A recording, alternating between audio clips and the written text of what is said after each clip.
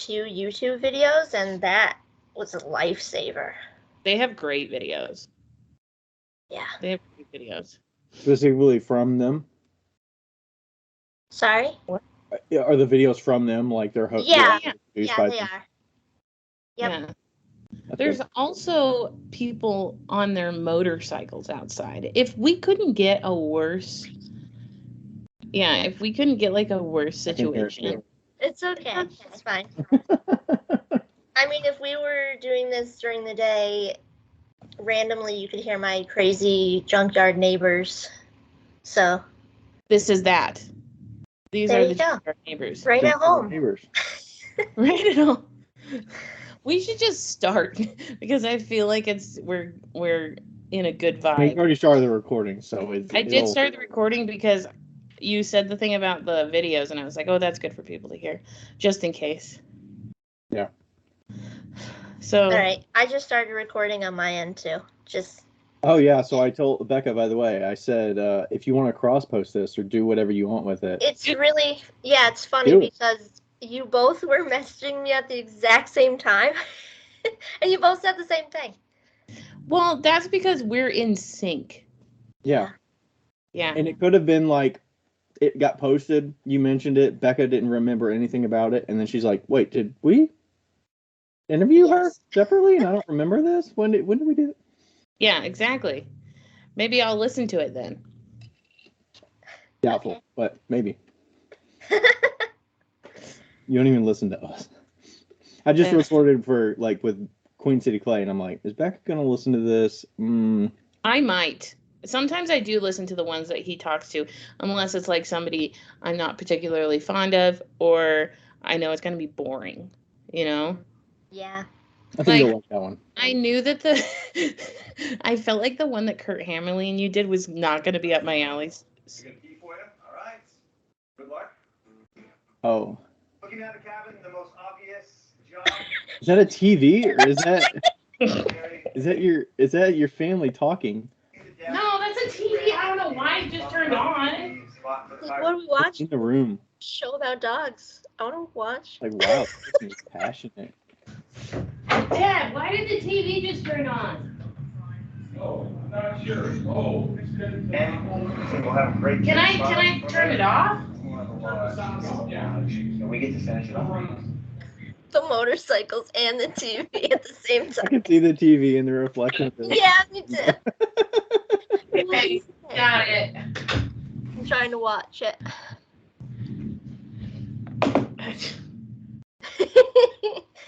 Can I Memorable moment. Can I tell you that last night my parents' Bible study came over, and they all either need hearing aids or have hearing aids. And, like, we're playing dominoes and stuff, and it was so funny. There was this guy next to me. His name was Jim. He's an old veteran. He can't hear for shit. He is, like, cannot hear. And we'd say something, and it would take him, like, probably good 20 seconds, and he'd be like, ha, ha, ha! And then he'd laugh about it. It was so funny. Delayed reactions. Yeah. Old people, man. They're fun. Well, do you went outside before? No. Okay, you can just sit on Dad's chair. Anyway, we should start before something else happens. Yeah. Maybe a radio will turn on. I did have my Spotify turn on randomly in a podcast once. Yeah, see? I have the Echo Dot thing just come on. I'm not even going to say the name, but it just comes on because it's right on the other side of this wall, and it has, like, the best hearing. Yeah, we were on the phone earlier, and he was like, shut up! There's a reason I don't have an Alexa. Same. Okay, she's good. She's good. Listening in. It's the government. I'm kidding. It's the government! We're in the right household for that here. Okay, anyway, we should be... Hi, we're live. We are. We're live. Hello, hello, hello. Do you want to introduce our guests? Ryan?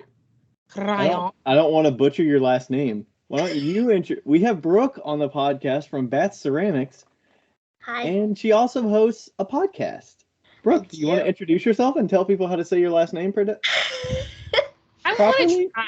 Can I try? Yeah, go ahead. I'd love to hear your renditions. Thivierge? Diverge.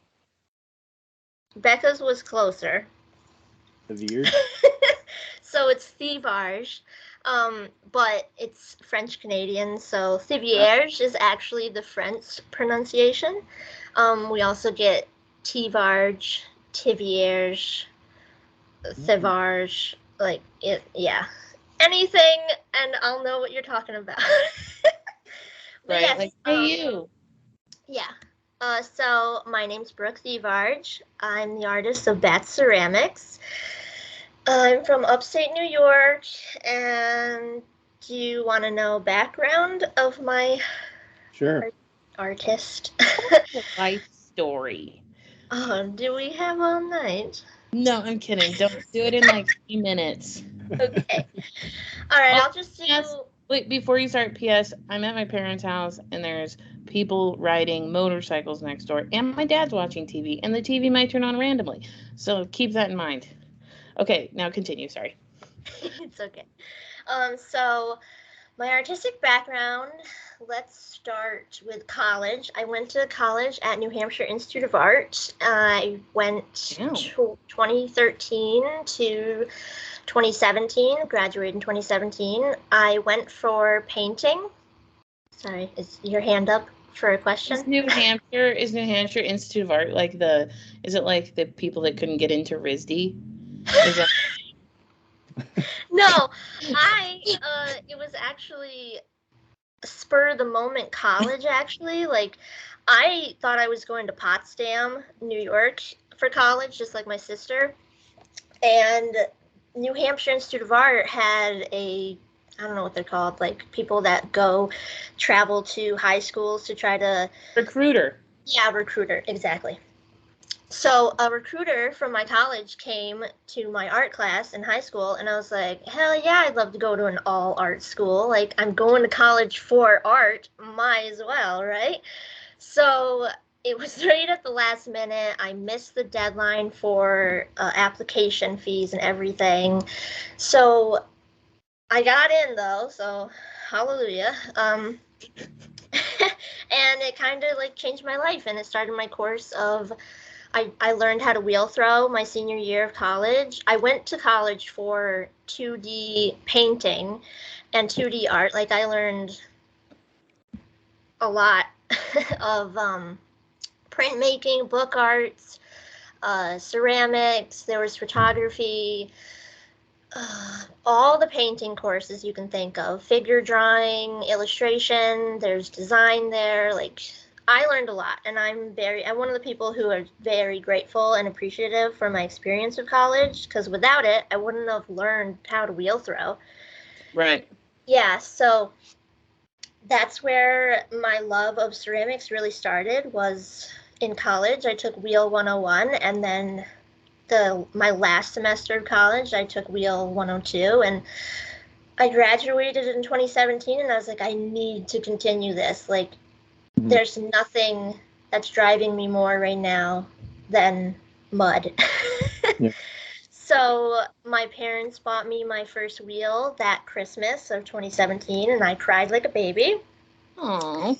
Yeah, and then it just started snowballing from there. I borrowed kiln time with my local elementary school, and then in 2019, early 2019, I decided, like, I hate my job. It's sucking the soul, the life out of me. I need to pursue this full time in order to live a better life for myself, because my mental health was crazy. And yeah, and then I quit my job. That was adjacent to arts, or was it? No, I worked for a supermarket, Hannaford Supermarkets. I was a produce clerk, cutting fruit every day. Like every other art graduate. Yeah. I mean, I love produce. I love to garden, so it was kind of up my alley, but nothing compared to art. Yeah, and they didn't really appreciate the people who worked there. You were just a body going to work. They Yeah. didn't really care about you. So that was one of the reasons I quit. But yeah, I quit in August of 2019. I took my ceramics full time, and here I am. So had you sold before that? Yeah, I had an Etsy shop, Okay. and I was selling here and there, doing commissions and selling my own work that I wanted to do on Etsy, and painting too on the side. Okay. Were you as good as you are? Like, obviously you weren't as good, but would you say in high school going into college you were like pretty freaking good at painting? I don't want to toot my own horn, but because I would say that now you're pretty fucking amazing at painting. thank So you. like in comparison, like if you're at a 10 now, well, I'm saying you're at like a 10 now. Where do you think you were when you were in high school? Probably. High school, I was probably like a 3.5, maybe. So I learned really, a lot in college. really helped you. Yeah, college was like, I still use my technique that I learned in college to this day. Nice. Yeah. What makes an art school or art institute different than other college experience? I know you didn't go to both, but like, is it just there's a more depth of art offerings at that college versus other colleges that have to match a lot of different majors and stuff? Yeah, I would say New Hampshire Institute of Art at the time was strictly all art based. The only liberal arts that you could take, which were like you had to take in order to graduate, was a science course, a math course, and philosophy, like random classes. But so yeah, there wasn't a lot of upper level in those sciences and maths no, and stuff like it was that. just one. We're breeding people to get art degrees here, and that's what Yeah. you're for. Okay. Yeah. So yeah, it was all artists. We were all of like the same mindset, going to school for art, and yeah, we were just a lot of weirdos. Yeah, it was amazing. Was it in state at least, or considered in state, so the tuition was reasonable, or was it? No, like, you mean a lot of... it was what's the word? Private. Sorry. Yes, private. It was a private school. They're all expensive.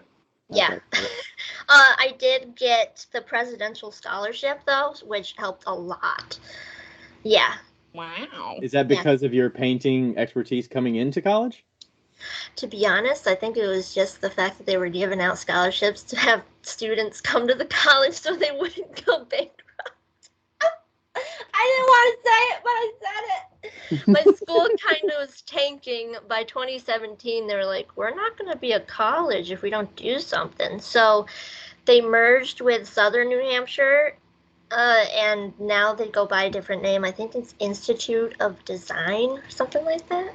Nice. Okay. So yeah, I was like, I got out right at the right application time. late, and you got in the late application.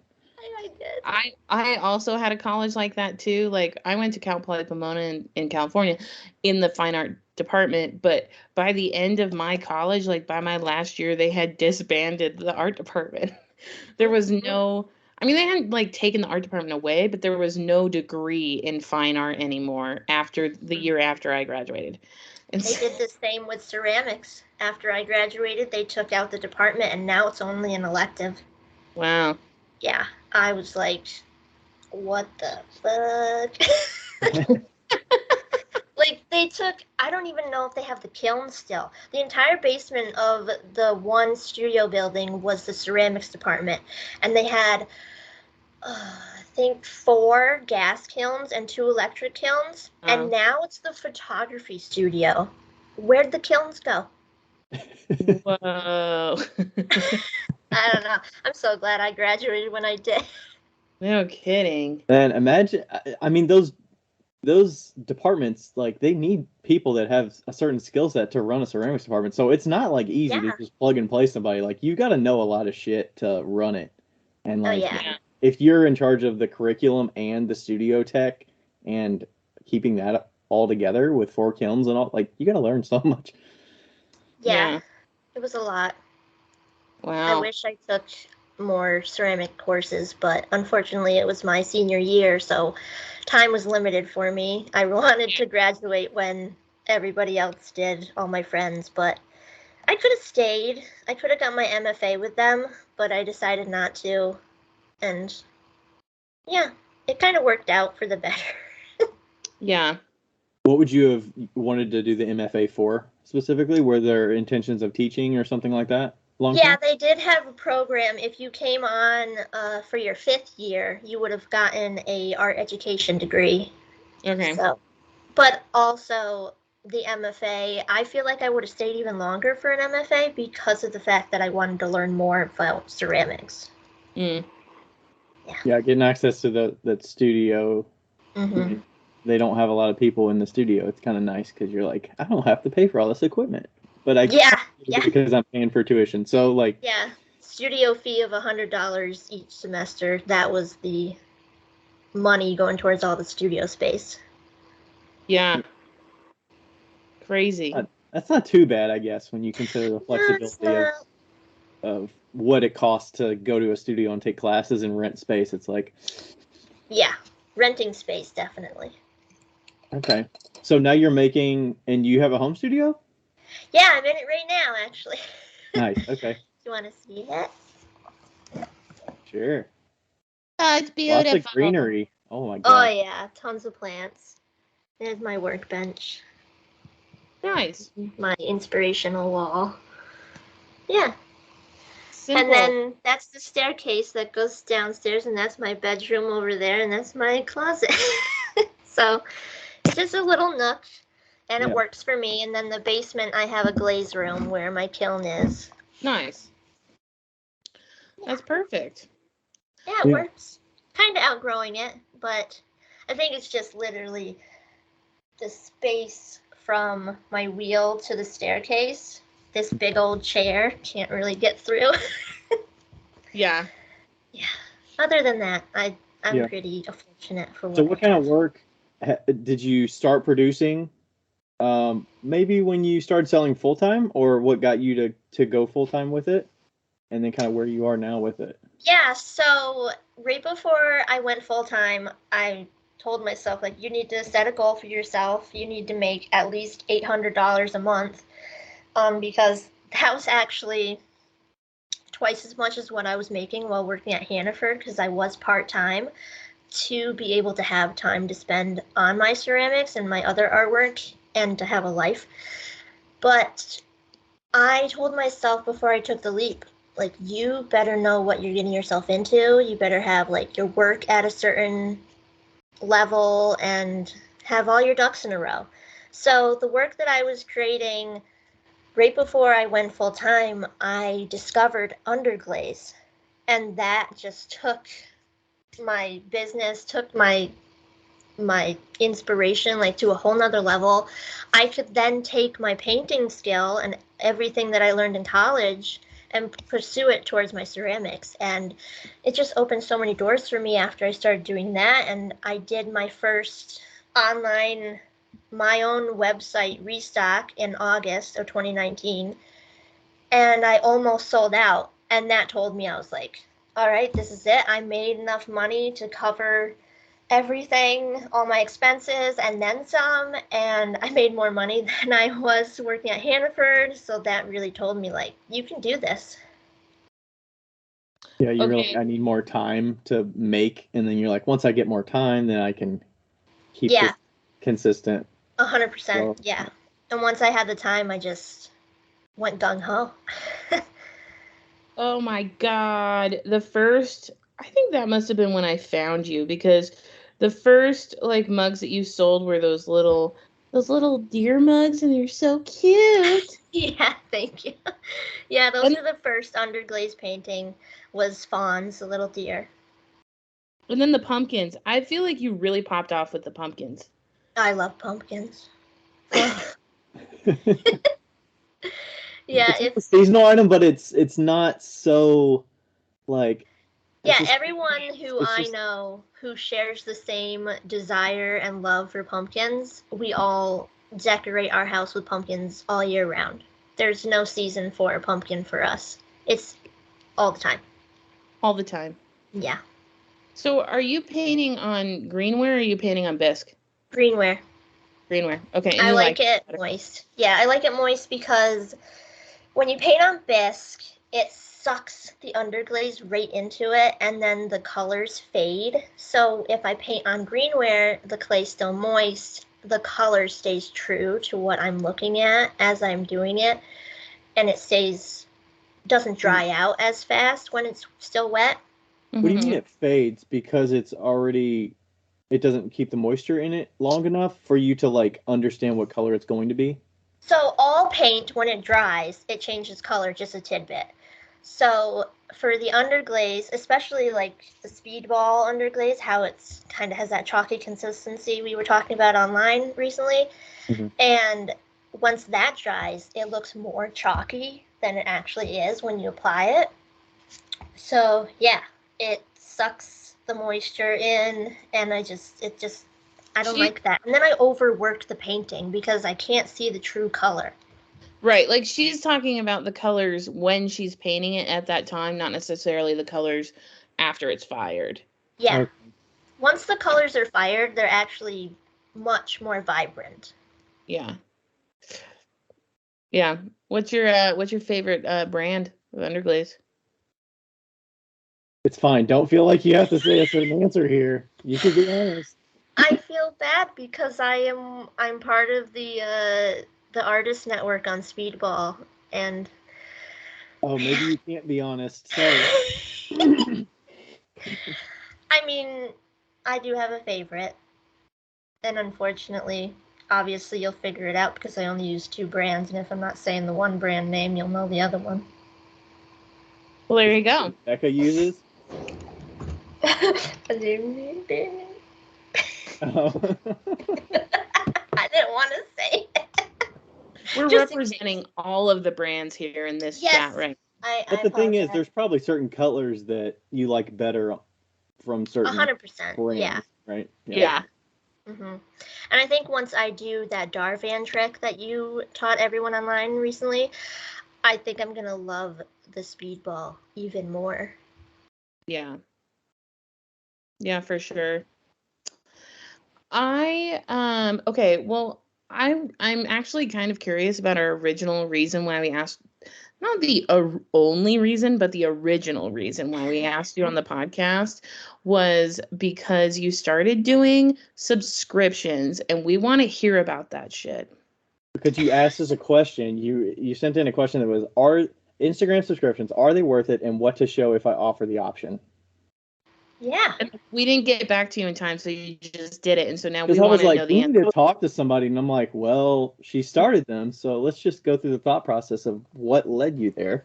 Yeah, so I started subscriptions in this year, January 2023, and I think what led me there was a lot of built up, like, contemplation about starting them. I get a lot of people asking me like, hey, do you give classes about painting with underglaze? I'm like, no, I don't. Sorry. Like, sorry, I'm busy doing a lot of stuff. Yeah, I'm busy off of the curriculum. Yeah, and I did a couple lives for Speedball, like the takeovers. I did a couple live painting demos, and I was always refer them to those that I saved on my Instagram. But I just, there's a lot that are background tips and tricks that I could teach people, and so far I think it's going pretty well. I have 14 subscribers, and they're on and off. Last month I had 14, and then I had 3 people unsubscribe for February, but then I had 3 more people, different people, come back and bring my number up. But yeah, it's going pretty good. I give live painting demos every month. So far this month I've done 2, and my goal is 1, but I have 2 restocks going into 1 month. So February and March is gonna be 1 restock. So I feel like I have to give more live painting demos because of that. Yeah. And yeah, It's been good. I give them pictures of my color palette that I'm using and tips and tricks about how to keep your underglaze moist, mixing colors for layering. I talk a lot about color theory in my live demos and how color theory really makes the painting work. Yes. Yeah. And I've got a couple videos lined up that I haven't posted yet.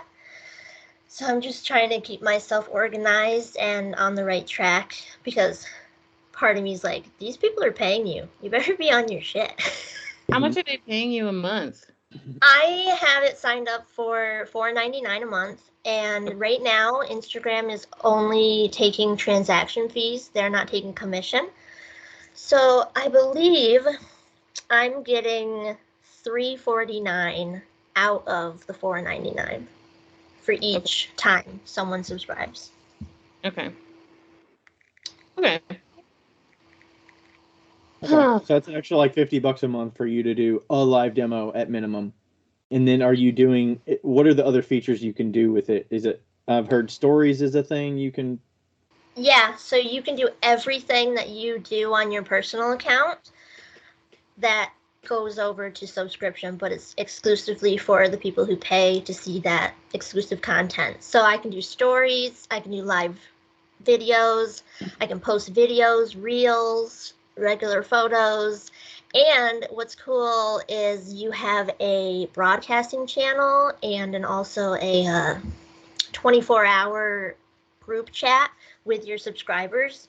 So you can talk with them and they can ask you questions, and then it disappears in 24 hours.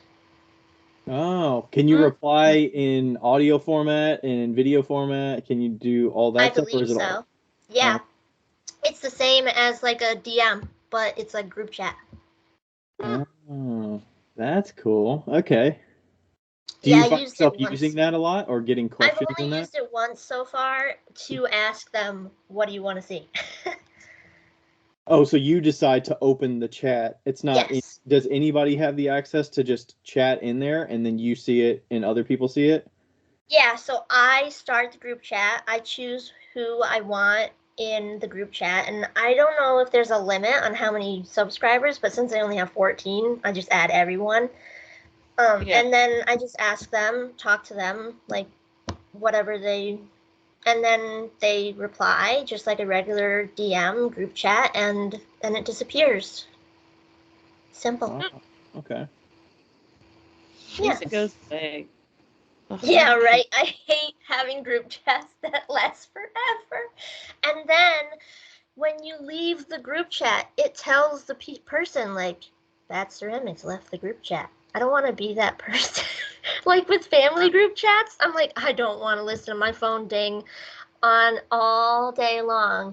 Listen to my grandma and my great uncle talk about nonsense. Like, I want to leave this group chat. Yeah.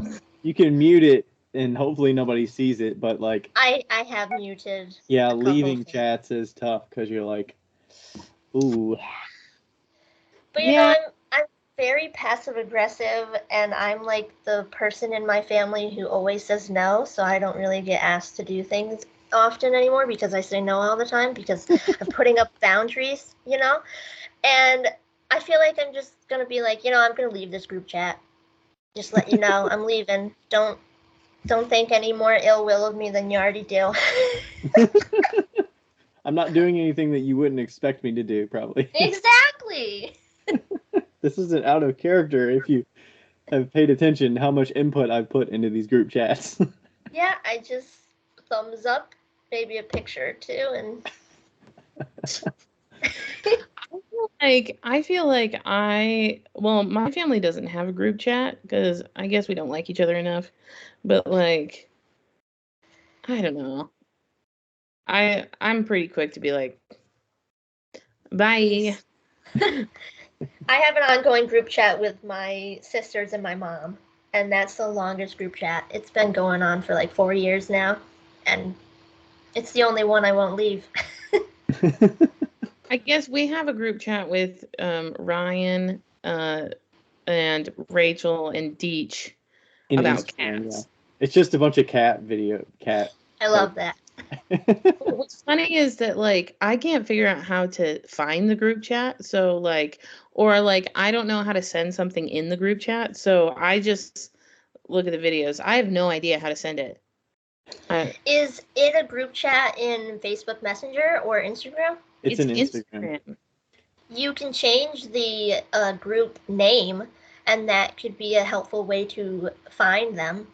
Oh, look at you, smarty pants. Mm. Yeah, I have a group chat with a couple ceramic buddies, and it was kind of like a group chat to make sure everyone's on their A game. Like, hey, just checking in, making sure you washed your splash pan this week or something like that. And Accountability there. Yeah, it was right before I started my own podcast, and that was the time I was like, oh, I really love this group chat, this accountability with these friends. I want to like talk to them like one-on-one and stuff. So I was like, oh, I'm going to change the group chat to Pots and Pals and see if that could be my podcast name. And they never really got back to me about the name. So I was like, fuck it, I'm changing it to Batty Bitches.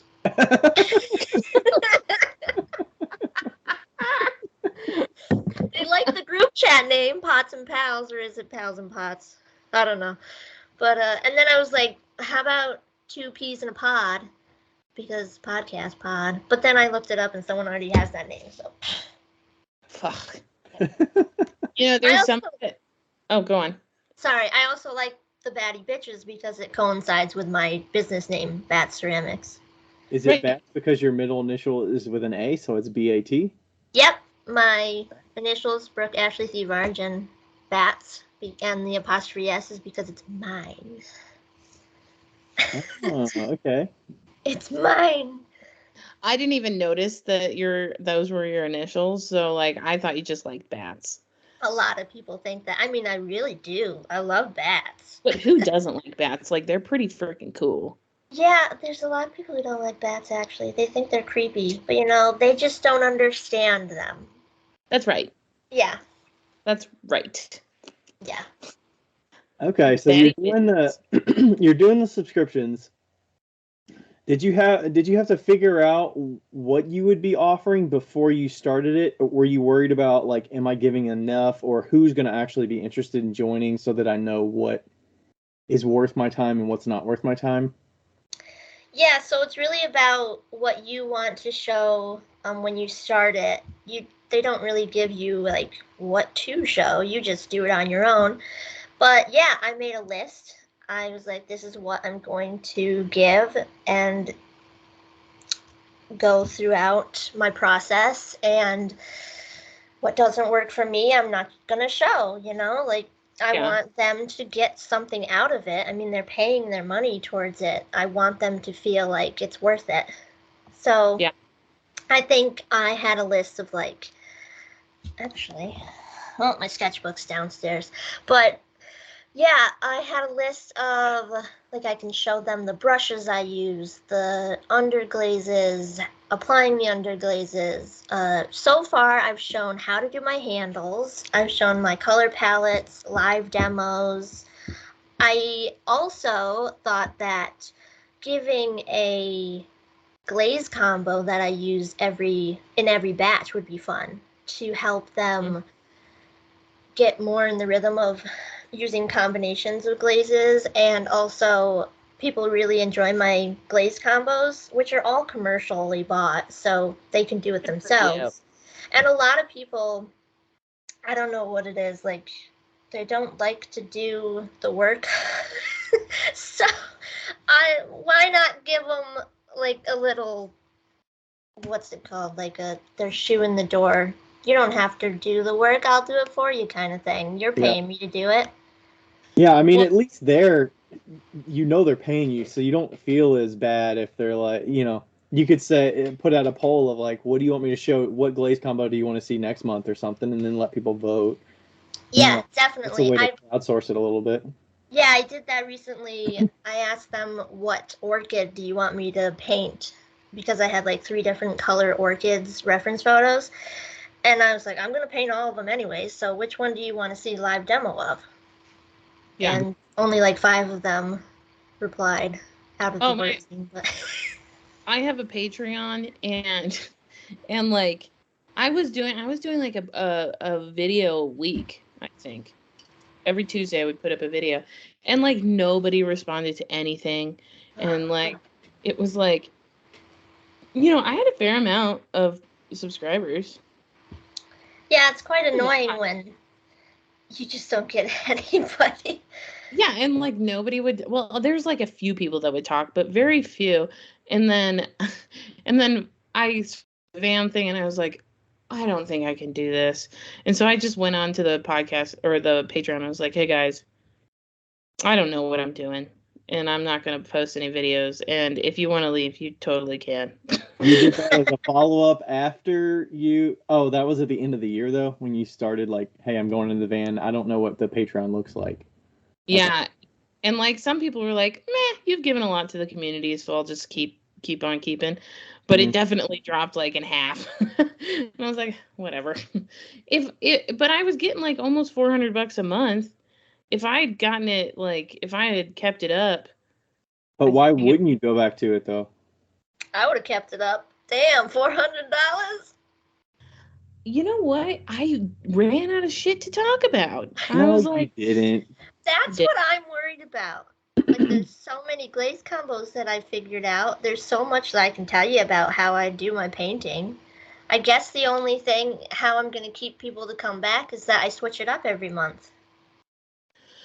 Yeah, I think that, I mean, you paint so many different things. So I think just having videos of you painting so many different things, what I would potentially do also is this is just me, is just start videotaping literally every single time you paint something.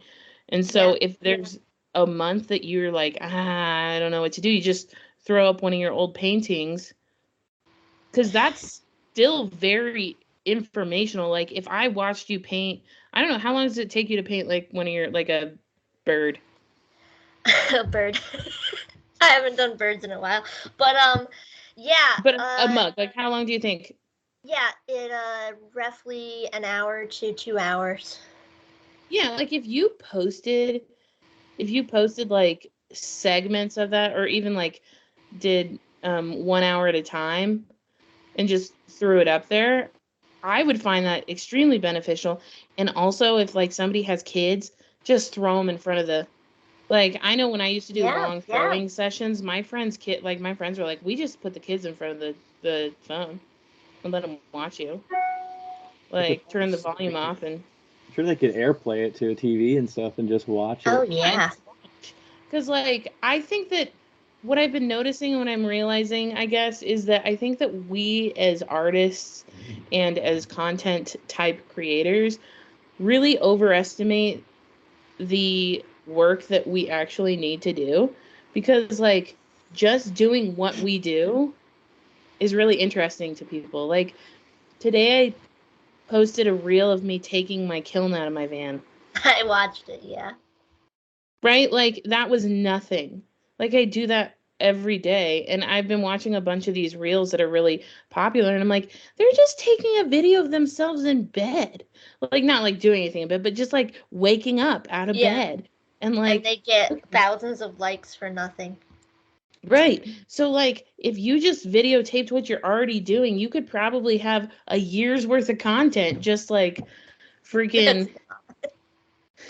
I think the issue that I've had, and the reason why one of the reasons I chose Instagram subscriptions over Patreon, I know Patreon also does this, but the live videos, I've noticed that if I videotape myself painting on my phone, straight from the phone, like not through Instagram or anything, and I have that like 2-hour long video, and if I try to upload that, it always glitches.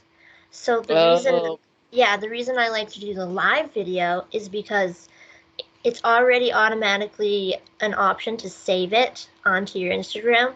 So that's what I do. I just do the live painting demo and then save it directly to the subscription. I'm not uploading a huge video because I know something could go wrong.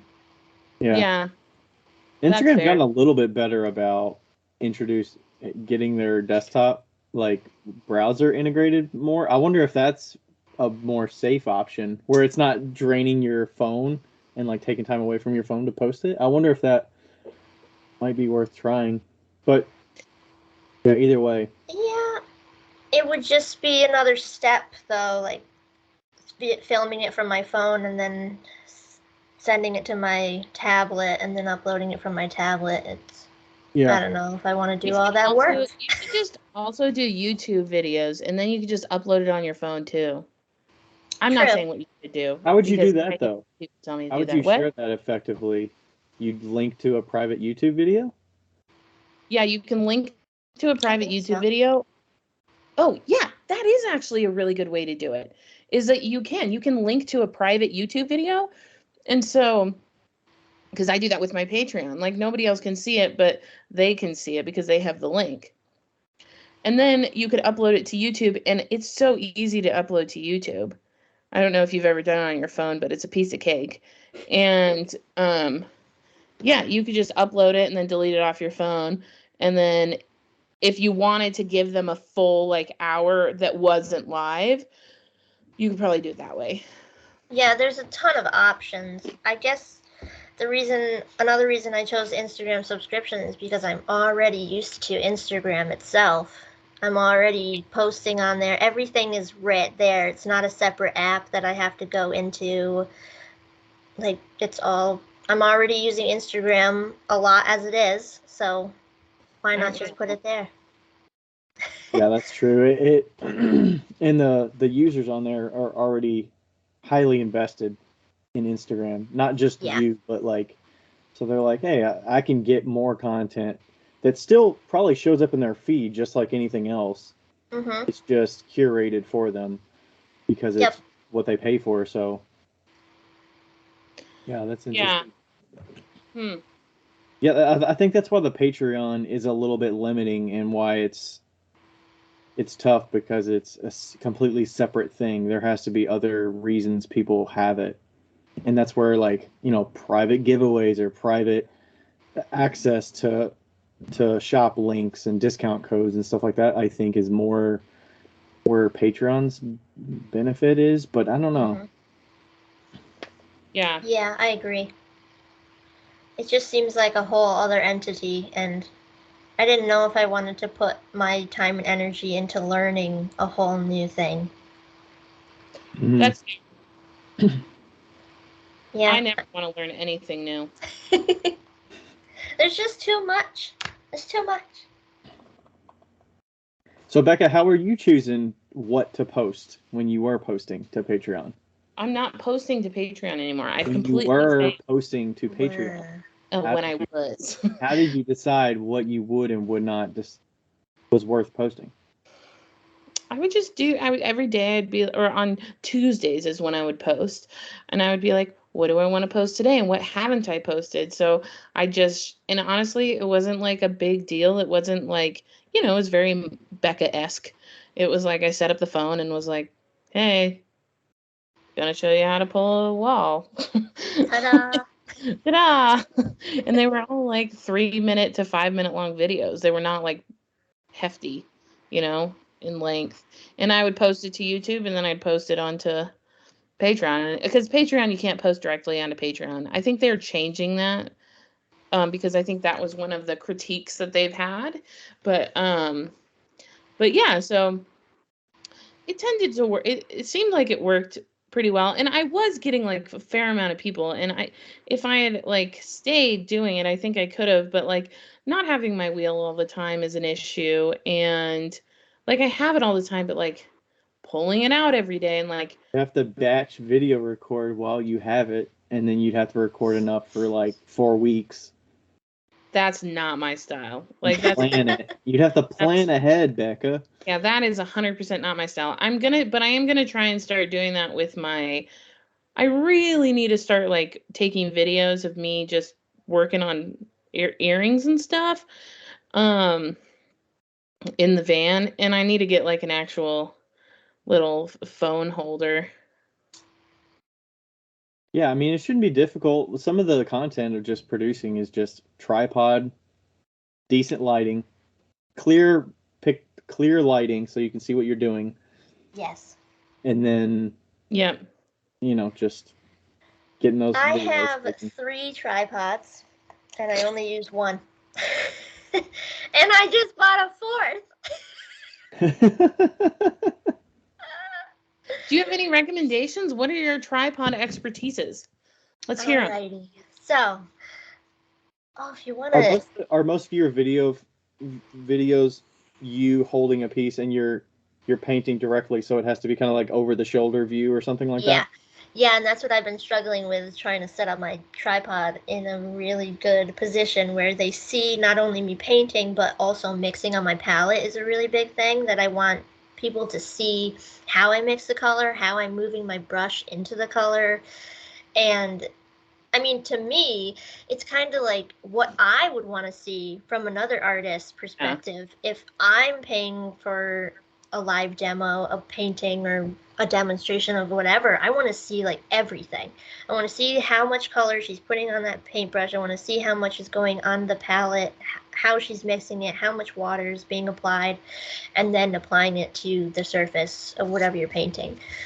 So yeah, my tripod right now is set up because I did the 2 paintings so far. So I've got this thing. Telescopic. Yeah. Okay, what is that thing called? Oh, jeez. Let me look on my Amazon because that's where I bought Is that it. a light? Is that a light on the other side of it? Yeah, so it's, there's a light here, there's a light here, and it comes with a little remote so you can start your video, but like you have to download an app for it and all that jazz, and I was just not in the mood to do that. I think my friend Deanna has that one and she really likes it. Yeah, it's good for a lot of things, but my phone is so damn heavy that it just like falls over. So I have to like twist it this way, and then I have the gripper on the back of my phone. Yeah, the Pop-It, so it gets in the way of this, and yeah, it's a lot. So, and it's also it's not as sturdy. Like it has grippers on the bottom here, but my table's wood. It's not gonna stick onto wood. It's gonna stick onto like a softer surface, I guess, like something that you could easily put like a sticker on. Can I suggest something? Sure. You should get a rug tape. They have like the removable rug tape where you like stick it onto one side, and the other side you can clean it off with a piece of water, or like with water and a piece of sponge, whatever. I think you should put that on the bottom. I bet that would help. Yeah, probably would, but I ordered a new one, so I'm not going to be using that one as often. It's on pre-order right now. It's called Gooseneck, I think. Oh, wait, was it a gooseneck? I'm just not on my Gooseneck phone holder? All right, it's called... Clamp onto the table? All right, it's called Black Canvas Lamp with a classic wooden bottom base. It was $184. Huh. Yeah, and after shipping, it was $200, and it's on pre-order. And I like this one because it can be on the tabletop. The base is 5 pounds, so that sucker's not moving. Wow. Okay, what is it called again? It's called a canvas lamp. Here, let me see if I can. Canvas lamp with desk clamp? It can be a desk clamp, but I bought the wooden base with it. Okay. Yeah. But that's it looks like our microphone mount, Becca. It kind of does. You know what? If you see, there's a gooseneck one that looks like the microphone mount too.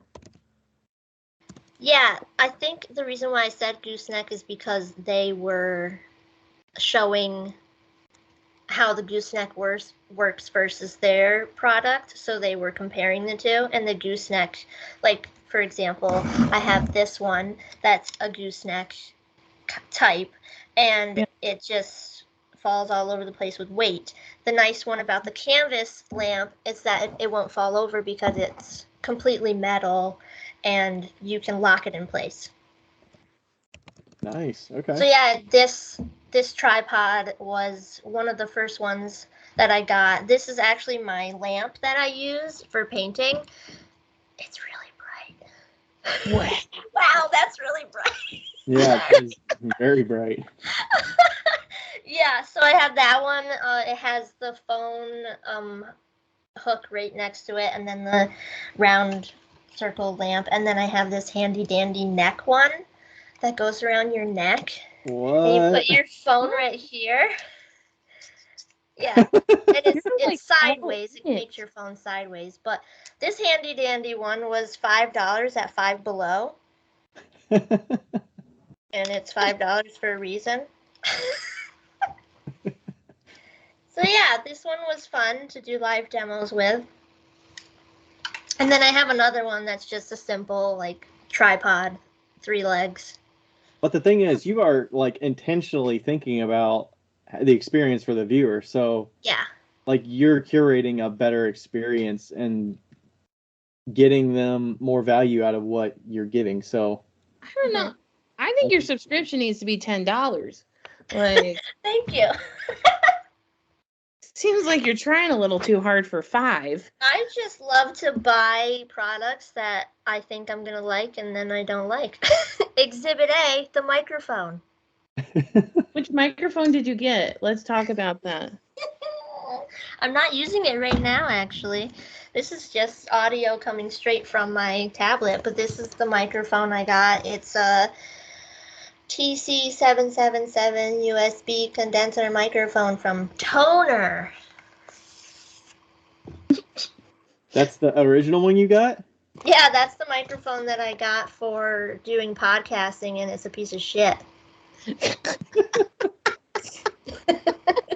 I don't use it anymore. I think I used it once, and it only worked once. Let's upload this audio to Amazon reviews for Toner. This isn't. I'm not using it though. I know, I'm just joking. See, still in the box. Oh my goodness. What a waste of $30. Oh. Should have known. Sometimes you buy crap and you're like, this will work for now, and then you're like, I'm willing to spend more money for like a better experience, and you're like, okay, and then you just leapfrog that step the next time you need to buy something, and you're like, okay, let me get a middle of the road thing. Yeah, Yeah. I got a lot of middle of the roads. Yeah, you're like, I think I've probably spent $300 on iPhone holders. I'm gonna spend $120. Yeah, exactly. I think that the white one that I've been using was around $80 off Amazon. Yeah. And this one that I use as my lamp was $45. I bought that at Kohl's. And then, you know what? The $5 one is going strong. Sometimes simple just works, and it's like It does. It's It so really true. does. with the one that I do where I used to do the videos like point of view ones, and I would just stick it in the holder of my apron. Yeah. I Just have an with a apron, front facing but I camera, don't turn it on like half zoom so it's like fish-eyed, and then stick it in my apron, and then I would do whatever. Yeah, a lot of people just put it right in their shirt too, and if you have an extra shelf like we do, Becca, easy peasy. I know. Seriously. I've done a lot of things. I just most of the time I just find the place that I can lean it up against. And I'm like, this will work. But I really do need to kind of figure it out. I think you can makeshift your mic mount. You could probably just swap something on the mic mount that would work. Oh, you're right. Just swap out the mic part and use a phone mount. You're so Clever. smart. You've Or you already could just got a tape mounting it to system. the mic. Just duct tape it to the mic. Your whole phone. No.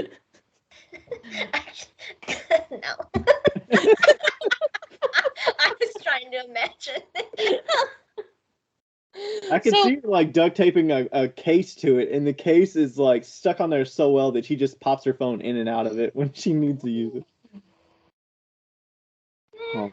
No, that's not a good idea, Becca. Don't do that.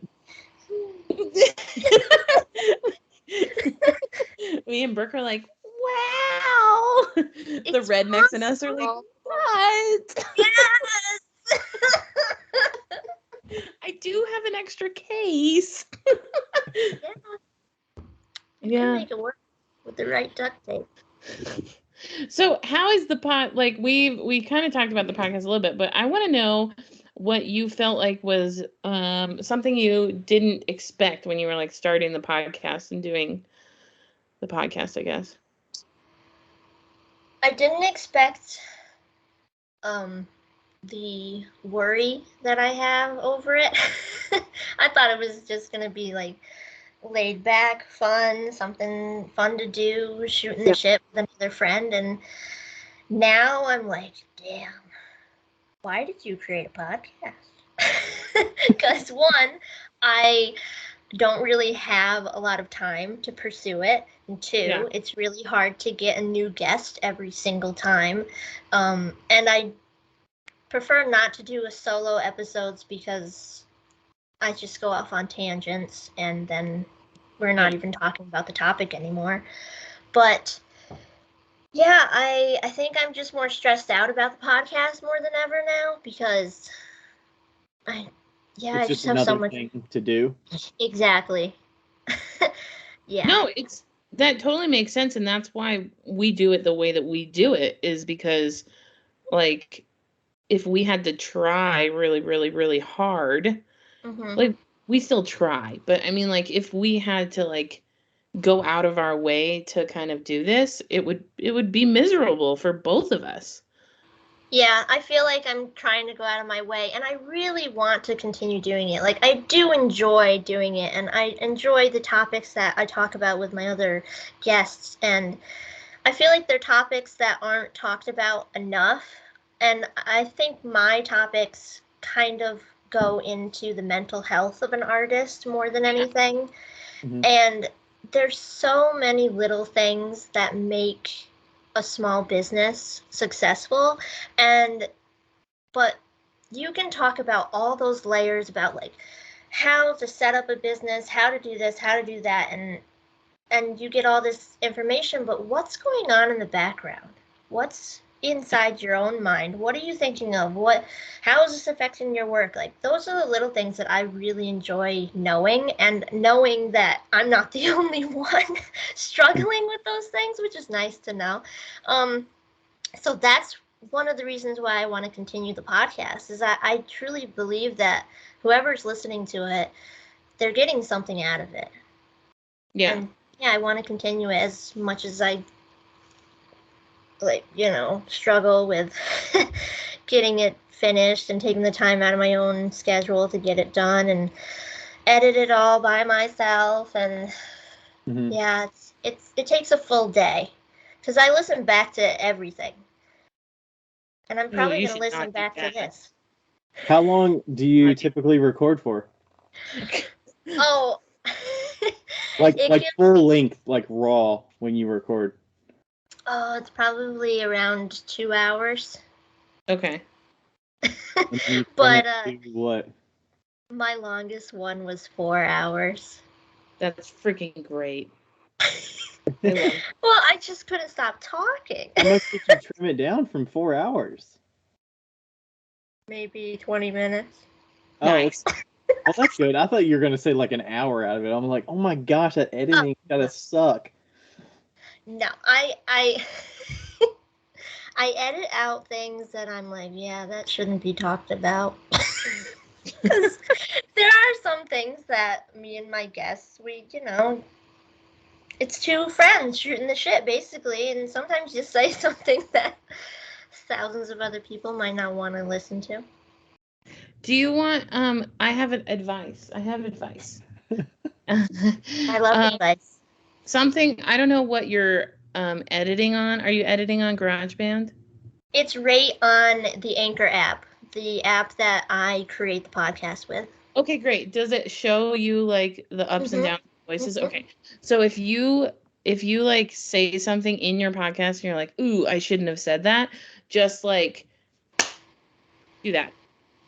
Like clap. It'll spike on the visual when that so that happens. you can find it. So That's there's such a good thing. yeah, so gonna so write it down. there's also tools that you can buy, I'm sure, on Amazon that are clicker tools, and when you click it, it clicks to a frequency that you can't hear, but it's really high. Interesting. Yeah, Like a so dog whistle. voice recorders do it, you know, when they're doing like audiobooks and stuff, so they can go back to edit.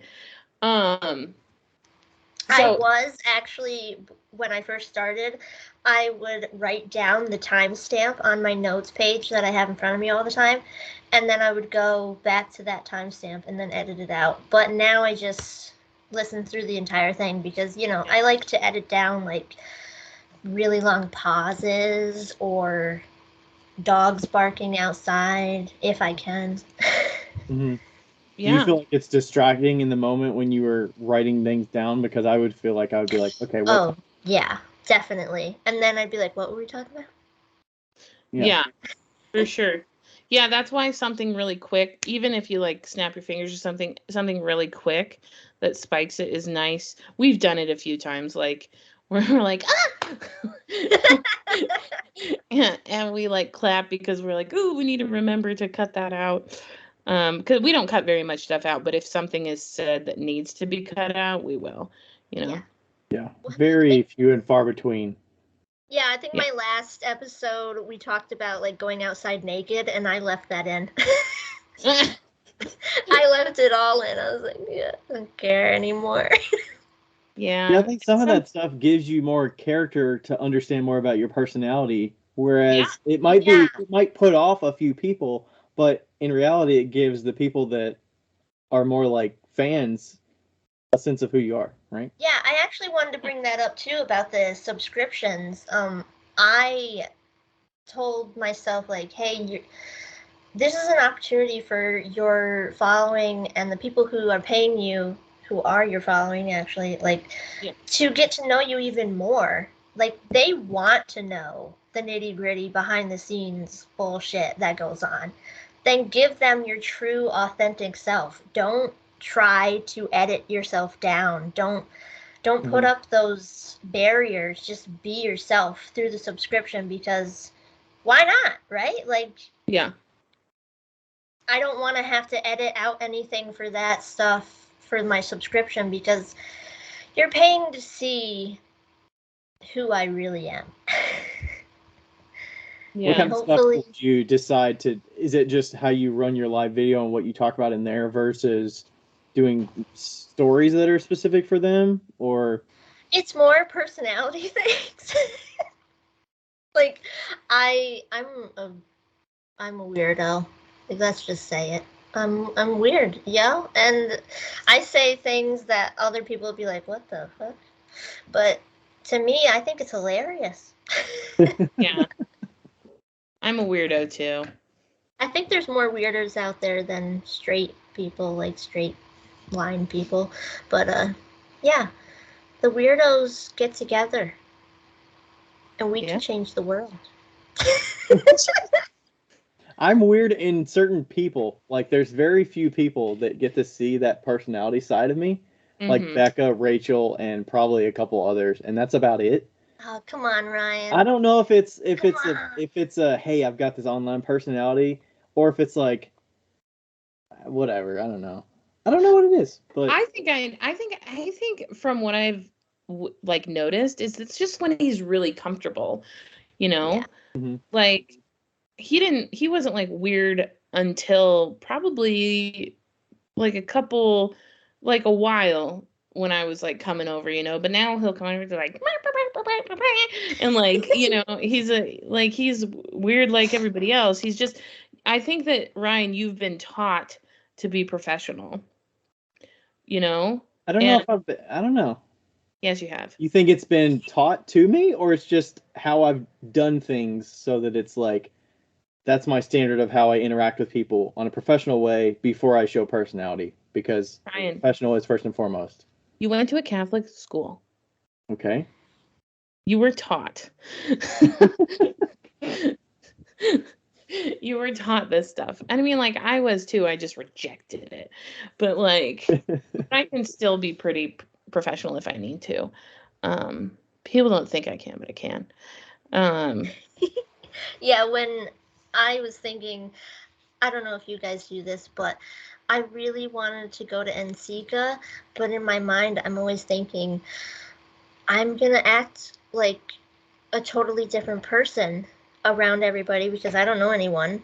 But then if I get like an Airbnb with someone who is my friend online and we've never chatted in person before, we've never interacted, and then they're going to be like, this crazy bitch is living with me for the next 3 days.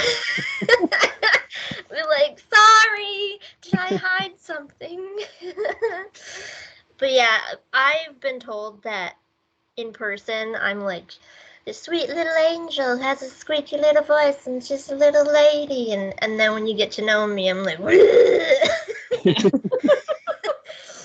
like to say that my devil horns are hiding under my halo.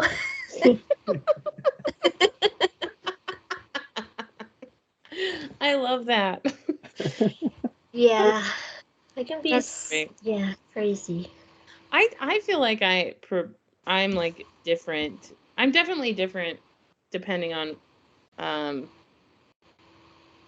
don't know, like if I'm around a lot of people that I don't know, I'm not gonna be like I won't be funny. But if there's one person that I know, I'll be like a ham, But but it definitely dampens the mood when you don't know anybody. Yeah. Yeah, you're like, I don't know where this comment's gonna go because I don't know the process in their minds when they're gonna hear this. It's gonna go through accepted the way I'm saying it. Where if like Becca heard it, it might sound a certain way, or if Rachel heard it, it might come out a certain way. So it's like I'm just not gonna say that comment because I don't want to risk offending somebody in that moment because it's like, did it really add anything to the situation, or was it just like, where the hell did that come from? It just made them see your truer colors. That's all. Yeah. Oh, Ryan. Oh, hey, Brooke. Yeah. What kind of kiln do you have? Oh, I have a scut kiln, 1027. A 1027? Yes. Good catch, Becca. What do you have? I don't have a kiln, but Ryan. I have an L&L kiln. L&L kiln, and you should too. Good catch, Becca. Ryan, why do you like your L&L kiln? Okay, we've been talking about element channels, changing out elements, easy peasy. I'm sure we'll talk about some of the customer service things where you can get your supplies. There's a lot of distributors around that you can get those from. Yeah, I think the element swapping super easy, piece of cake. Have you had to do that with your kiln before, or did you get yours brand new? Mine? Brooke? I got mine brand new. I have not changed anything but the thermocouple and the vent. Oh, nice. I remember asking you guys a while ago, like, when is the right time to change out your elements? And I think you guys said like 200 firings, something like that. So I'm at 95, I think. So I feel like I have time. And I have checked them. I'm not just going off the number on the right. screen. It's when your firings become longer, is what I always say. Like, what was I gonna say? I was gonna say something. Oh, when I was actually looking online and I went to hotkilns.com, and because I thought you were gonna say Hot Topic. Hot Topic. I went to hotkilns.com and my friend wants a kiln, and L&L was definitely in the mid price range. So I mean, there is one that's a little bit below it, but Scott's almost higher than L&L, I feel like, and they're all around the same like price range, but yeah, I felt really good about the prices that they had. Yeah, I know sometimes you're like, oh, I'll talk about this product, but if you don't have to pay for it, then it's like, once you do, you're like, okay, I feel more confident about recommending this over something else, or Yeah, you mean like Diamond Core? Like you don't have to pay for it because they give you all the stuff for free, so that you can, so that. But I have paid for Diamond Core, Rebecca. I know, I'm kidding. I'm confused over here. Like, are you sponsored by Diamond Core too? They give me products for free, but I paid for. It's him. I paid Sponsored by hundreds of dollars for Diamond Core as well.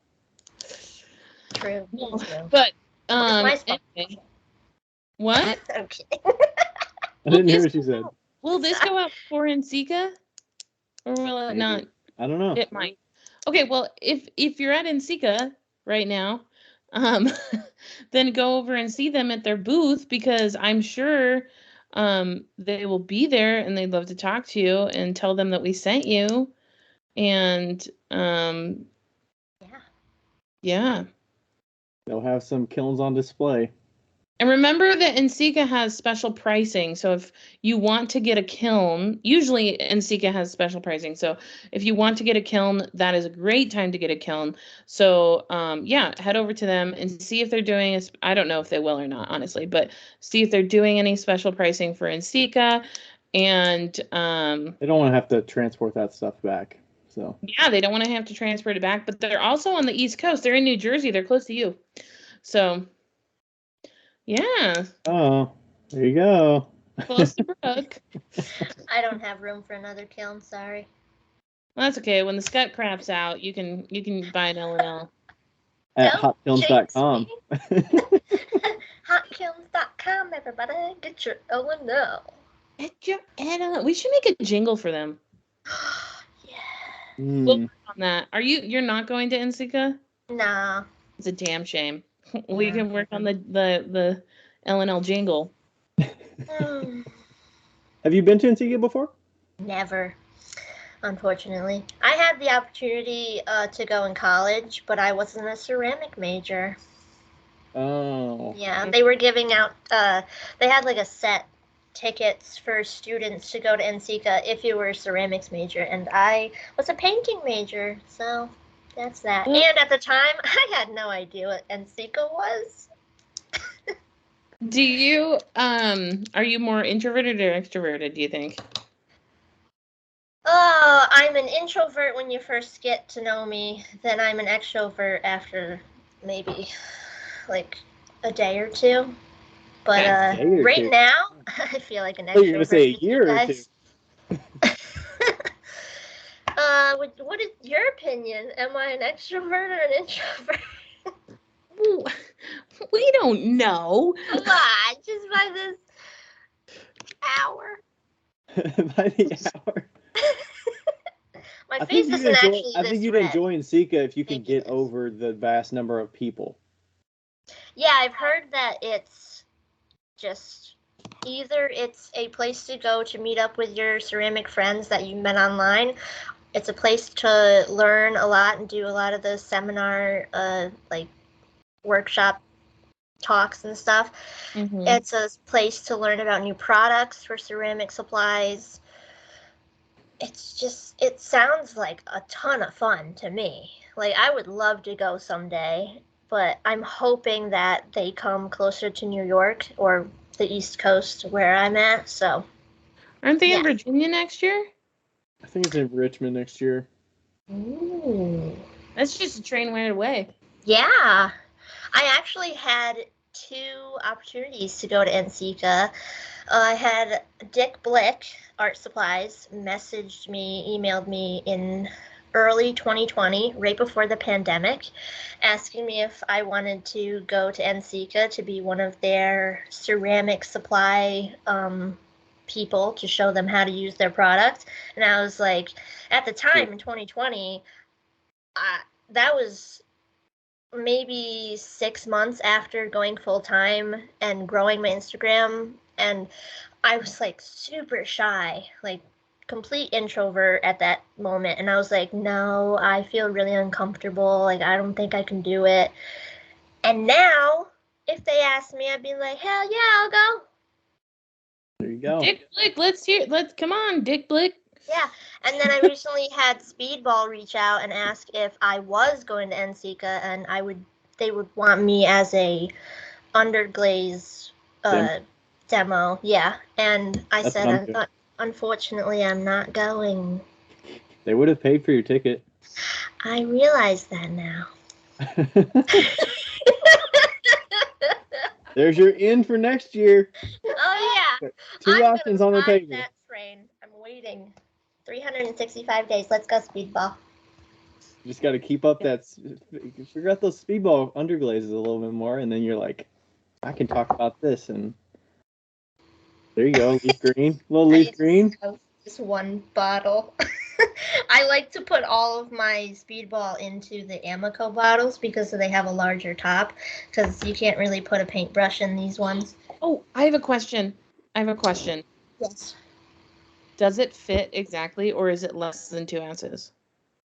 It's a little less, but Knew it. usually, I think this one was actually I bought a couple months ago, and I've only used like a tidbit of it. So it's always filled a little less. Yeah, they're always filled a little less than the actual size of the bottle.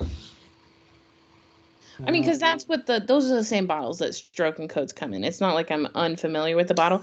Yeah, but, same. I have Stroke and Coats in the same bottles. Yeah. They're in the back. I can't reach them. Yeah. You just need to get pints. You need to get Speedball pints. That's too much. Too much underglaze, or they'll last you like too long. It would last me way too long, and That's true. Yeah. Yeah. I think your studio space, you kind of need the small bottles.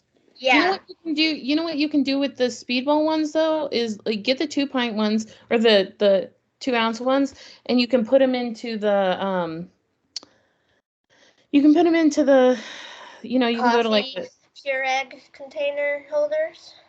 Is that what you're talking about? No. You can have they have like empty watercolor containers or something. The condiment holders. You can buy like a pack of 150 condiment holders at condiment holders. Like the 2 ounce condiment holders that you get at like a fast food restaurant or whatever, like that you get ranch in. Oh, you're talking about the little plastic cups. She's talking about the little plastic cups. Oh, you see, I'm from New York, and they're trying to outphase all plastic stuff. Okay. Say, hey, do you want to get rid of your plastic things that will not get thrown away? I will use them. I just need 20 of them. Yeah, but they don't have lids. Yeah, they do. You can buy the lids. Yeah, see, if you're going to NCECA, I'd just give you some. Mm. You can buy them at any restaurant supply place. Maybe not in New York, though. They're 2 ounce? Yeah, they're 2 ounces. You can get 1 ounce ones, too. So if you were, like, mixing colors, you could just mix, like, 1 ounce in and then store it away. Like, what I would do if I was doing it in your situation is I would put them in the 1 ounce containers or the 2 ounce, whatever you feel is more appropriate. But then maybe do a wet box and keep them enclosed in the wet box, because then they're always, because even in the twisty ones they get a little bit dry. I would probably put them in a wet box just so you're not losing all that moisture out of them. That's a good point. But I have this handy dandy rolling shelf thing that my husband built for me that pulls in and out of my desktop, that has all of my 2 ounce, and they fit perfectly in there. I think I only have about 1/4 of an inch space, so I couldn't put them. It helps me like with painting, like they're just right there, right below me. Mm-hmm. And so putting them in a wet box just adds another step to my process. That's fair. You probably aren't using as many colors as I do either. I use all the colors. Yeah, I use like a minute amount, and I'm not, whatever I'm mixing, it's straight on my palette, on my watercolor palette. Like I don't take chunks of the underglaze and mix into a bottle unless there's a color like I use all the time. Yeah. That's fair. I feel like that also differentiates what you're showing people through the subscription. Like most people probably just use the color out of the bottle. They're like, I want this color, so you just grab that color, and then I don't know. Maybe a lot of people do the mixing, but coming from the painter background, like you have all that skill set to know how to do that. So Yeah, I just take it right out of the bottle, mix it on my palette with my brush. Easy peasy. Easy peasy pumpkin squeezy. So we're gonna figure out how to do neon colors with underglaze. We're gonna figure it. We don't know anything about it, but we're gonna figure it out. You're just going in blind. Or we could just hit up Speedball and ride them until they actually produce it. Yeah. Or Amico or Spectrum or Mako or whoever out there really wants to make Brooke happy. Are there stroking coats or glazes that come in those colors? No. Yeah, I was on your Instagram, Becca, trying to. I was like, does she have a neon pink in hers? But no, nothing that's cutting it. You see how red my cheeks are right now? That's the color. There are some good pinks, but like pinks are freaking hard for some reason. It's just like, I think it's because red's so hard, and like, so in order to get pink, you obviously mix white with red, but in order to get like a neon-y pink, you'd have to mix red with white with orange, like a little bit to get like. But the white will The white dull it muddy. down. Yeah, it makes it muddy. Yeah. And so like, yeah, so it's just hard. I mean, I have pinks. I have a pink. It's just not neon, you know? Mm-hmm. Me too. The closest to the brightest pink that I can get is mixing Amico Rose, bright red, and coral pink. And it still doesn't cut it. Like, I need a pink that is so bright and vibrant that it hurts my eyes. That's not gonna happen. Is that mostly for the flowers you're painting right now? Flowers, hummingbird feathers. There's some. There's fish in the ocean that are that bright. There's plants. Yeah, there's a lot of things that have that bright fuchsia, neon, magenta-y, like, it's hard to describe it, but it's so luscious, and it's so bright that being able to have that color will broaden our spectrum of all of our other colors that we want to have that brightness quality. Like, if I had that neon pink, I'd be able to take my purple to another level. For sure, 100%. Yeah. I wonder if, like, okay, here's what I wonder, and I don't know, I'm reaching into a lot of weird waters here, but like, I wonder if you could, instead of, this is also why we need a clear underglaze. I'm obsessed with the fact that we need a clear underglaze. Okay, so I think that you could probably do maybe a light pink and then add a red mason stain to it. That sounds right. To like achieve that. Possibility. Because like there's some bright fucking mason stains. Like there's like fuchsia mason stains. Like, what, you know what pink she needs is the pink that is cobalt before it's fired. That pink? That color? Yeah, that's the pink she needs. Yeah. Yeah. Are there mason stains that go that pink? I don't know. I looked into it, to be honest. I was like, neon pink ceramic supplies. I went through all the mason stains that are sold on Clay King. I went through all of the underglaze brands, and nothing's cutting it. And if you go on, I just Googled neon pink underglaze, and Walmart supposedly sells ceramic supplies, and I just saw that photo is false. Oh my God, it's so wrong. It is. I'm like, that is false advertisement. I got so excited when I saw that. What was it? Acrylic paint or something? No, it's Stroke and Coat. It's Stroke and Coat, and it's coral something, and it is like a dark red, like pinky color. Yeah, and like these mofos had like a neon pink image, and I'm like, false.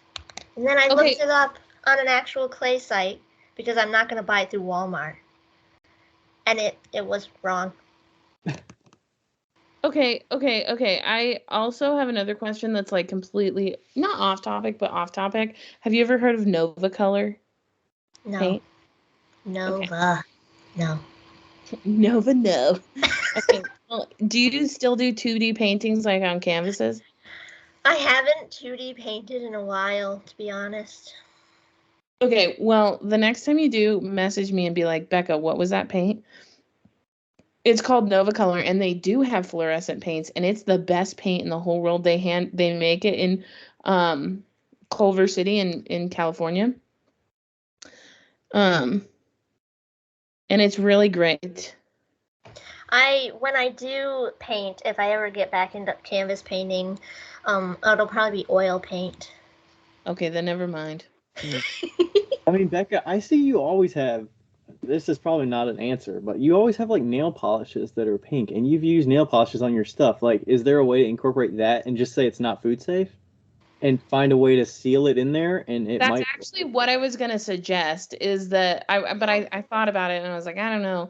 So yeah, you can use nail polishes and paint on them, and then that's what some of your stud earrings were, wasn't it? Wasn't it nail polish? Yeah, but I had some issues with them curing, but the ones that really worked well. But like, I also wonder, like, I also wonder if maybe you're just firing it too high. Like if you went through your whole process and then went over it with like an underglaze or whatever, a stroke and coat, the color might burn just to the right consistency that I want. Right. And then went back and went to 04 instead of 6 or 5 or whatever you're firing to. That might be better, because I can show you the colors that I have at that temp. But here's my thing. When you refire, so say I fired all the way up to my glaze firing, I fired a 5.5, and if I send some of my glazes back in the kiln at a lower temperature, doesn't that change some of the glazes? They change colors? It definitely depends on the glaze. So like some of them can change and some of them can't. Like I do that with all of my cups. I put them back through for a lower firing, and I didn't, like, there was one that just turned like brown and it was gross, but most of them are pretty okay. Yeah, because I know Amico Potter's Choice Seaweed burns brown when you fire it at a low temperature for a second time around. Some of them definitely do. It just seems like a lot more testing that I just don't have the ambition for. Imagine if you found that pink. Would you share that, or would you be like, found it? I would share it. I'm not that mean. No, I'm saying like you share it to your group, not to me. I don't really need the pink, subscription? Yeah, but I had a ton of people message me after my story that I put out saying I need a neon pink underglaze. I had so many people be like, you need to let me know if you find it. And I have to let them know. I just released it to my subscribers. You can join and find out. Right? I'm going to do that. I've been actually doing that. People ask me random little things. And I'm like, well, you can become a subscriber and you'll learn. Yeah, it's like I release my glaze combos every month. You can find out all my past ones that I released by joining. Exactly. I've had to start doing that with my consultations. Like, I want to pick your brain. I'm like, that's great. You can schedule a consultation if you'd like. Pay to pick my brain. I ain't just gonna give you it. Like, or you could listen to the 175 episodes we have out of the Wheel Talk podcast. Right? Does it annoy you guys, just in general, I don't want to be mean, but I'm going to say the idiocy of some people on Instagram asking questions that are obviously in like hashtags or in captions or on your website or in a podcast episode? Like, does it annoy you, as it annoys me, to have the same question over and over again that's obvious? What's a question example you're talking about? So for me, I get, what paint do you use? What underglaze are you using? And I hashtag it in every post. Mm-hmm. I don't think people read the hashtags. I will say that. All right, so I'm just being petty. No, I think I also take it as like somebody could have just started following you yesterday, and they're asking their question. Yeah.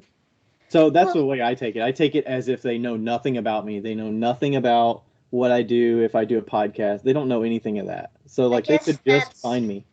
Yeah, I guess that's the difference of someone who has a business page, goes through all of the posts and all of the informational stuff to give to everyone else. So as a person who goes through that, I'm going to put in the work when I see another artist post something that I'm interested in. So I'm going to go to their website. I'm going to read their about page. I'm going to put in my own work to figure out what I want to know before messaging them.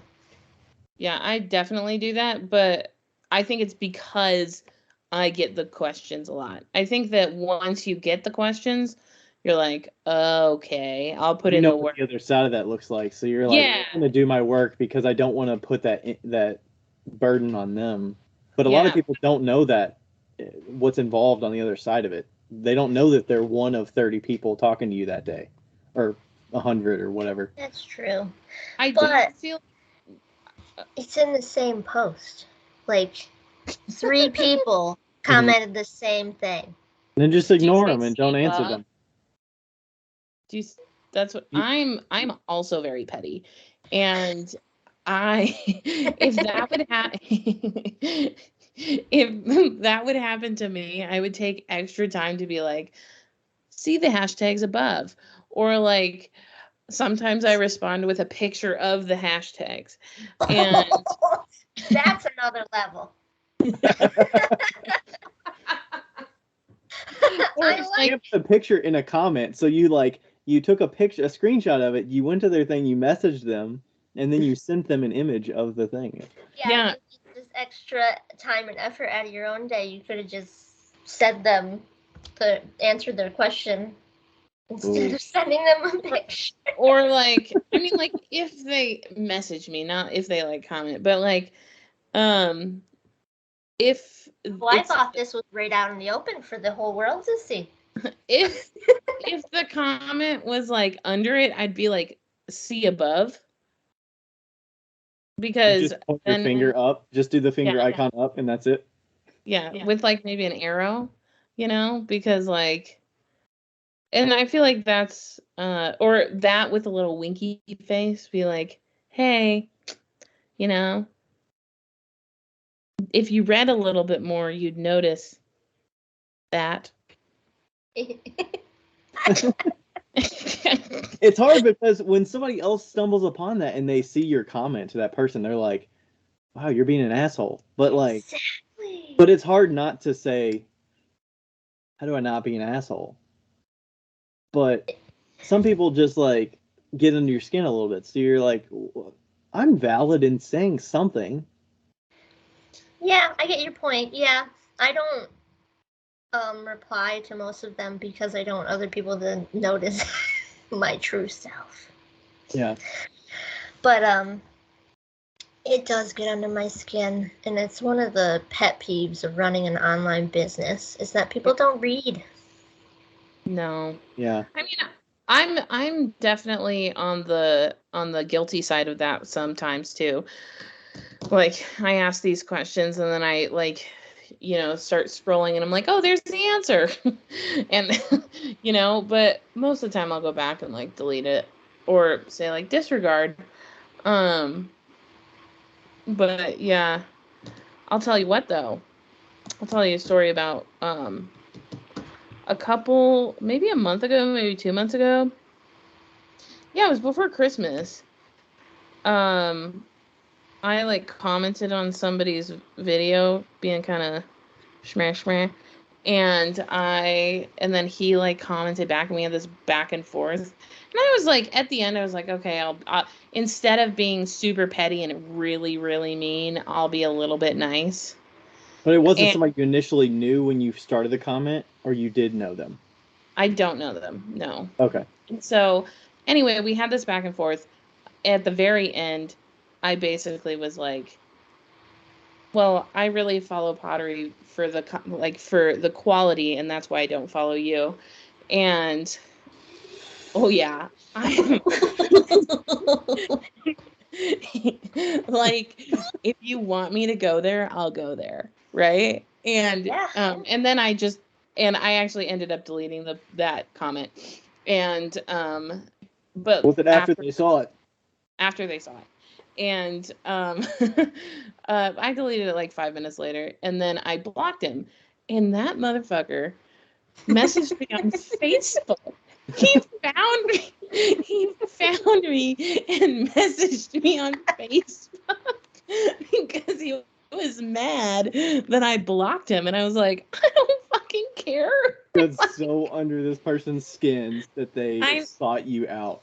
And I was like, you can't do this if this is getting, because I was like, oh, I'm sorry. Like, and he was like insistent on my involvement being super, super like underhanded. And I was like, actually it wasn't, but like, it's fine. I said it at 2 a.m.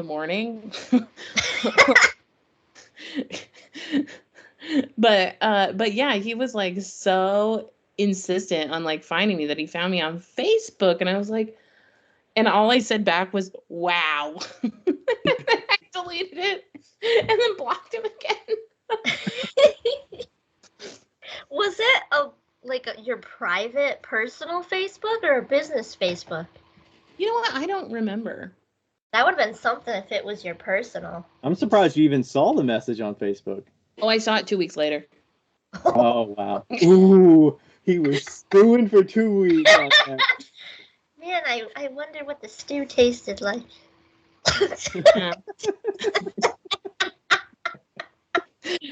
But sometimes you post something too, and if it reaches an audience of a lot, like if it go like the Darvan one with the speedball, like it reaches a group of people that don't follow you, and they get in the mix. And then I got a comment where somebody was like, "This process did not work for me, and I read it. You should not be posting about this if you don't know what you're talking about." And I was like, "You're telling me I shouldn't talk anything about this because it didn't work for you, but it works for a lot of other people." Right. And they deleted the comment, and they were gone. It's like, maybe your Darvan was expired. Maybe it was bad. Maybe it was this. Like, maybe you're an idiot. Like, it's like, okay, just because something doesn't work for you doesn't mean information should not be shared about it. It's like, I'm putting this information out there, and you're mad because it doesn't work for you. It's like, okay, move along. Yeah. It's like, I wanted to put a really bad, sorry, brain fart. I was just gonna say, like, just because I like sugary drinks doesn't mean you have to drink it. It's getting late. What time is it for you guys? Where are you guys? East Coast. He's in your time zone. 9 o'clock. 9:10. Really? Yeah. Why do I always We've been talking way longer than an hour, Brooke. Yeah, I see that. It's fine. I'm totally fine. I'm fine. It's 7:10 here. I'm in Colorado. I had one about your do you feel like the podcast kind of gives you a little bit of a taste of giving something that's sort of to a exclusive group? It sort of gives you a taste of that exclusivity, like the subscriptions, where you're doing something extra that is out of what you get paid to do and where you make your money. So it's like, does that kind of relate at all? And do you share that kind of thought process of how you decide what to create there? Yeah, when I first started to think about giving subscription, knowing that I would gain this money from the subscription, I was like, oh yeah, why not monetize my creativity just a bit more? Because I get the monetization for my Instagram Reels, and I was like, yeah, sweet, more money from Meta, why not? But I was thinking, I'm going to take all this money that I gained from the subscription and I'm going to put it into the podcast. And Okay. I'm almost 2 months into the subscription right now, and now I'm like, and I haven't even done a podcast episode this year yet. I know I put one out in January, but I recorded that in December. And now I'm like, well, maybe I'm just going to keep the podcast as it was, like, and the money that I'm getting from the subscription, I'm just going to put right back in my business. Like, I'm not even going to worry about putting it in the podcast. But Maybe you should buy a new mic. dude, I had it Why in my did you buy a new Amazon mic? cart, but then it goes back and forth to the same thing with the damn tripods. I'm going to get all these mics and not like them. I thought you got a better mic. I thought you said you decided on the ship mic and you upgraded to something better. I have it in my Amazon cart and I haven't bought it yet. Oh, okay. Would that make you feel more confident in recording? Is that something to get you on the track of recording as well? I mean, is my audio not coming in very good right now? Oh, it sounds good. I'm That's just great. trying to See, see then if I that's don't a need a new roadblock mic. for you besides the making time for it, you know? I think it's more of just a mental hurdle right now, like making the time for it, taking time out of my creating my other work, which is more important to me right now. Yeah. I'm also struggling with finding artists who actually want to sit down and talk to me and take time of that out of their day and schedule it. And right now I'm in this email limbo waiting for another person to email me back to schedule a date. Like, I've been ready to schedule this date for weeks now. And Dude, I'll do a 4-hour podcast with you. 4 hours. I do take it all day. I'm like, I start at 1 o'clock at the latest, and my husband gets home from work around 5, and I'm like, all right, as long as I'm done before 5 o'clock, cool, 4 hours. You shoot me a message. We'll talk about mental health and pottery. Okay, Becca sure. will have a lot to say about that, I'm sure. I got a lot to say about that. Alrighty, I'll put you on my list, Becca. That's where you gotta just, yeah, there's some people that you send out feelers for and then you get commitments, and the commitments might be 4 weeks out, and then you still gotta send out feelers to 3 to 4 people, because you can assume somebody's not gonna follow through, right? Definitely, Right. yeah. And how are you scheduling these people? Because that matters. That matters. We tried to do it like back and forth, and what we've ended up with is a really good system, I feel like. Yeah, I really like your guys' system of sending the person to the website and choosing the date and time for themselves, because that takes you out of the equation and Right. the back and forth bouncing Yeah. messaging. And that's what I'm dealing with right now. And I was actually thinking about it today. I was like, why don't I just adopt Becca and Ryan's way of doing this? Or Because just send a Calendly. I think Calendly is a pretty common one too. That I don't know if there's a free version of that where you set your schedule and then you send them your schedule and they book it themselves based on whatever. I can actually do it on my website. Squarespace is a really good website if you guys want to get on that boat. I'm not sponsored by them. I just really like them. Yeah, Squarespace website, they have a calendar, booking appointments. They actually even started doing memberships, which is the same as Patreon and the same as Instagram subscription. Like, I could do it through my website if I wanted to. Yeah. But It'd be like exclusive blog posts and yeah, blog, video, private videos like you do, Becca. Like, they have it all. Yeah. Yeah, do that, because that takes that just takes the stress out of it, you know? Yeah.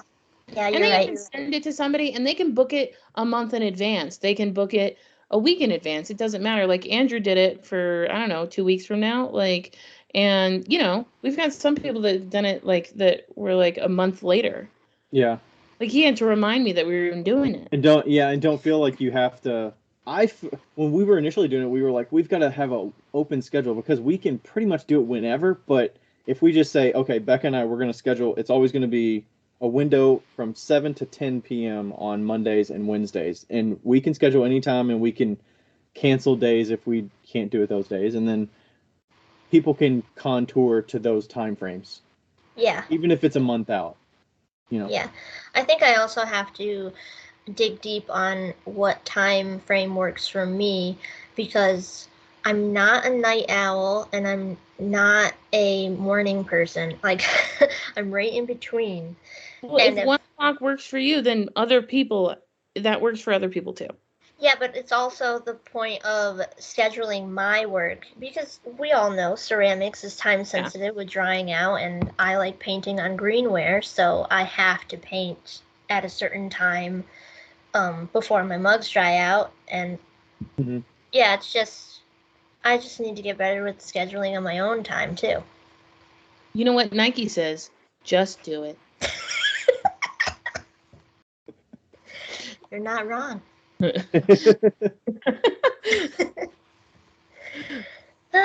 Yeah. How many guests do you guys plan on having this year for Real Talk? Well, since we're running out of topics, I don't even know. Like, I think we set a goal for ourselves. I think we said 12. Did we say one a month, or did we say 10 again? We did 10 last year. 10 was our goal for interviewees last year. And based on the pace that we're already at, I feel like we're going to hit 10 easily. Yeah. We've probably already interviewed 4 and have another 1 or 2 on the book. So it's like, I think 12 is what we're shooting for.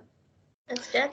If we like really wanted to grow, I think that doing more interviews would be ideal, because that's how Paul Blaze has grown so quickly, is because every single podcast he does is with another person. So like he's getting all of their people as well, you know? Yeah. So like if we had the hard, fast goal to like super grow our podcast so we could start making more money with it, then I think that we could easily, you know, get over 12, maybe, like, you know, a ton of, like, we do one a week. like we do a podcast a week, so it's like we could easily get those people in, but we consciously decided when we started the podcast to make sure that if we have an interviewee, there's a specific reason we have them on. So like you, we wanted to specifically ask you about the subscriptions. You know, obviously we want to learn about your other life and stuff, but we don't want to just like talk about ceramics. Like we don't want to talk about what the person last week talked about, you know? Yeah. Like the same old, I learned it in college and I fell in love. Like, yeah. Like that's not something we're interested in, you know? So. Definitely. Move into the nitty gritty so that you can hopefully, and whatever you get into nitty gritty doesn't have to touch every single audience member. Like, we could go deep into a community studio, running a community studio, like I talked to Ben Clark today about. And it's like, this is only going to relate to people that have their own community studios or have an interest in that. Or maybe they work in a community studio, like they can relate or just see the behind the scenes of how that stuff works. But they have something interesting and unique to share.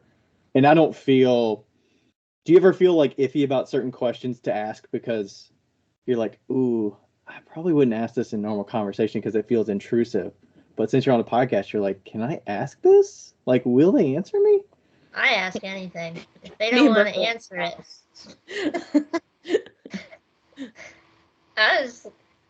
I write my notes, and it comes out of my mouth. And it might not come out of my mouth the same way I wrote it down, but it comes out. Yeah, that's why we're a good team, because I'm more like you, where it's like, how much money do you make? like I'll just like blurt it out, and he's, a little bit more cautious about that stuff sometimes. Well, but I try to say, like, if you don't mind me asking and you don't have to answer. yeah, Sometimes I say that. Mhm. that's like the equivalent of, I'm just kidding, but like. But I really want to know. Yeah. I like my podcasts. I like listening to your guys' podcasts, even if the topics don't really pertain to me. I'm still gonna listen. Do you listen to the beginning part when we banter? Yeah, I do. Okay, I just started up another podcast. It's called I was listening to it. It's called it's about cults, and it's these two girls, and they banter at the beginning for like 10 minutes about like what's the cultiest thing, and I cannot stand it. I like skip through every single time. So this is me saying, if you do skip through our banter at the beginning of our episodes, fine with me. Like, Well, it's hard to pinpoint where your banter stops, though. So I don't Right. want to be sitting there going. We started 15 adding seconds, chapter 15 markers in seconds. there because we got feedback from a few people that say that. Yeah, Ryan has chapter marks. Oh. The last maybe 20 episodes have chapter marks, so it says like question of the day or topic of the day or. Oh, you mean like in the probably the notes of the episode? No, I put it in there. It might be accessible on Apple Podcasts. I don't know how it comes through on Spotify. Maybe it doesn't on Spotify. It does not on Spotify. Okay. Yeah, so maybe it's only accessible on certain listening avenues. Yeah, I just use Spotify. But yeah, it's hard because you don't know if it's going to be a 35-minute intro or an hour, It's fine by me. I mean, that's another reason or another part of the topic of not making, but sorry. I imagine someone like sitting down, tying them to the chair, and I'm like, I'm making you watch this. But having all that banter is just another step of having the people who want to listen to you get to know you better. Yeah, that falls into the category of comfort zones, boundaries, all that jazz. Yeah, that's where there will be people at Ensika that will come up to us and will know about things that we bantered about. And it'll be about our lives, and they'll throw those comments in there, and you'll be like, what? You? Oh, what? Man, you listened there intently to this. Yeah. Speaking of intently, I saw that you went to a burlesque show. That's fun. Yeah, we went to a couple last week. The one over the weekend was weird. I got it for Rachel for Christmas because we were already going to Columbus for this like kind of weekend just getaway sort of. And then I saw this burlesque nightclub. It was more like a nightclub than burlesque. Yeah, like, it wasn't a performance like most burlesque shows like we went to last week at the bar in Cincinnati. Yeah. So it was a little different, but it was interesting. We didn't hate it, so it was a good gift, I guess. That's good. Yeah. Do you have there's another podcast question I wanted to ask. What, Becca? Okay, while you're thinking, I just wanted to mention that I noticed that in Apple Podcasts, you can do a subscription thing now. I just thought I'd mention that. So, really weird. Yeah, I noticed like I've been listening to this new podcast called Maintenance Phase, which you should listen to. It's amazing. What is it? I don't know if you would love it, Ryan. Maintenance phase. Can I guess? Yeah. Maintenance phase.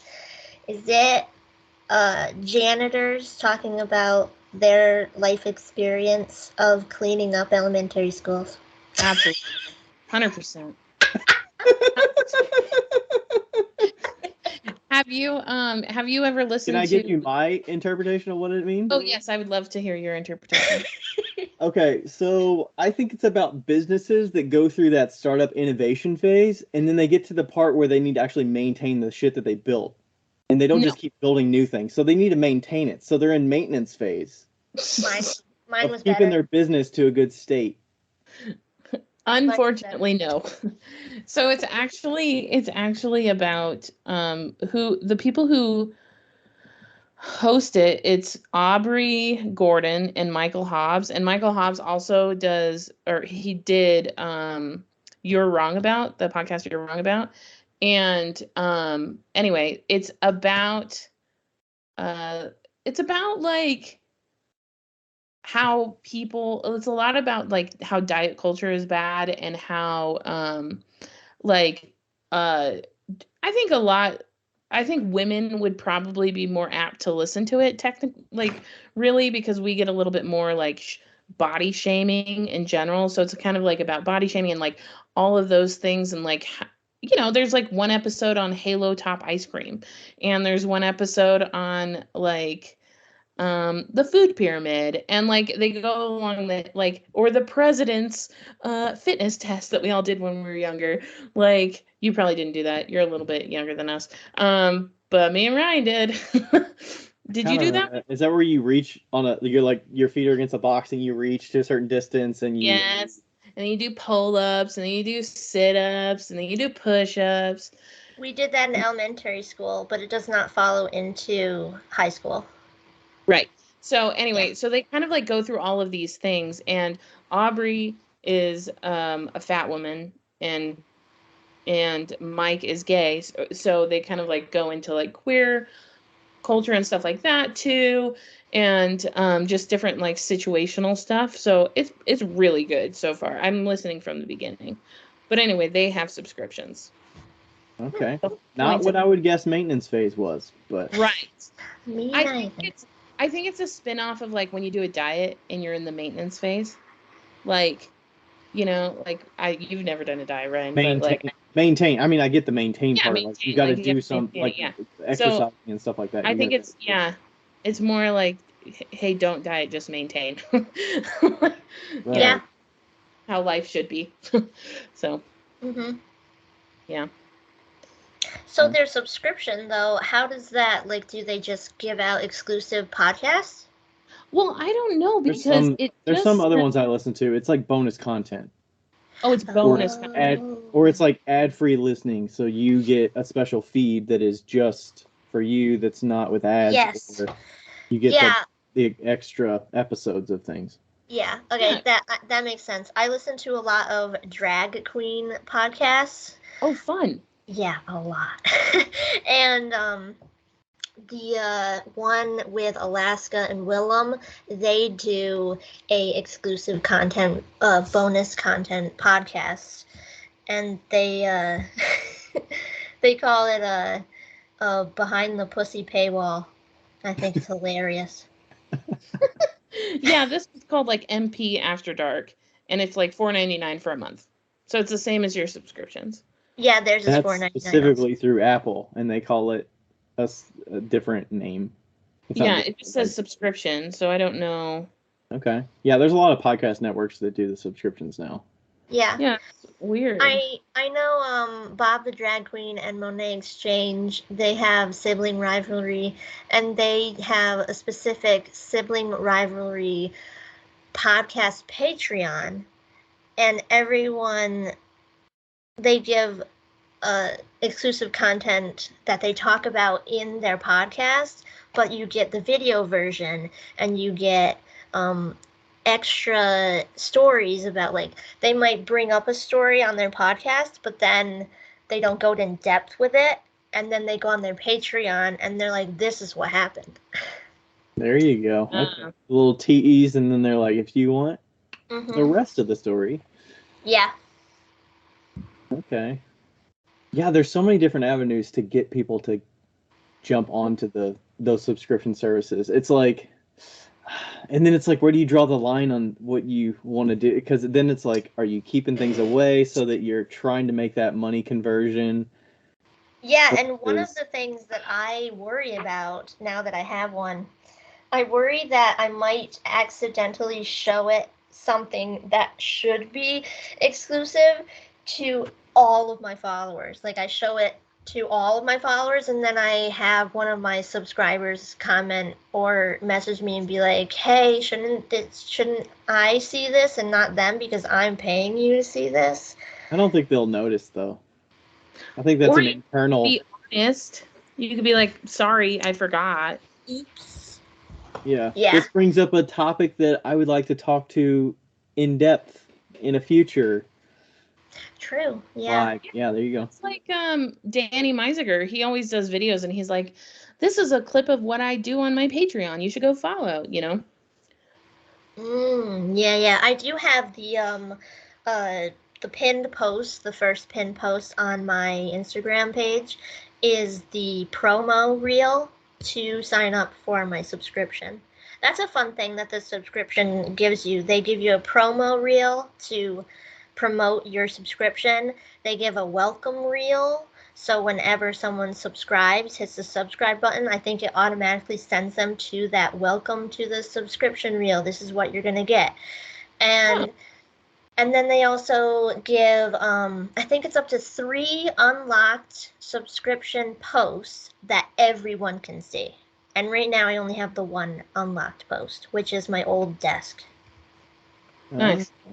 Okay, Yeah. so that's like, hey, this is an example of what you're going to get versus just here's a trailer version of what you're going to get.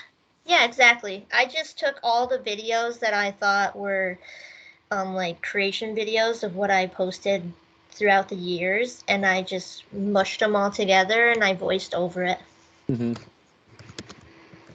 I think I remember the question I was going to ask. It was about, it's tough. Do you rely on some of the feedback from the things you're putting out to determine whether it's successful or not? Because some of it is, like the podcast, for instance, you put it out, you do all the work, and it's out there. You might not get a lot of feedback or back and forth once it's out there and people listen to it. You don't know what they're taking in, what they're getting from it, what they're not getting from it, if they don't comment or send you a message. Similar to the Instagram, like if people aren't commenting or liking, then it's hard to know how, successful it is, or if you care about that, Yeah, well, I can still see the analytics of the post and the podcast. So I can see how many people listen to the podcast episodes, and then that gives me an idea of what they're actually maybe interested in. And then on the Instagram, I can see the analytics of how many times they watched it. Did they click my website after seeing the post? Did they go to my page? I can't see like the actual usernames, but I can see like the numbers of how many times it's been looked at. So that gives me an idea. Yeah. But yeah, it's kind of up in the air right now. I'm just playing it by ear. What works for me in the time being, and what I feel like showing.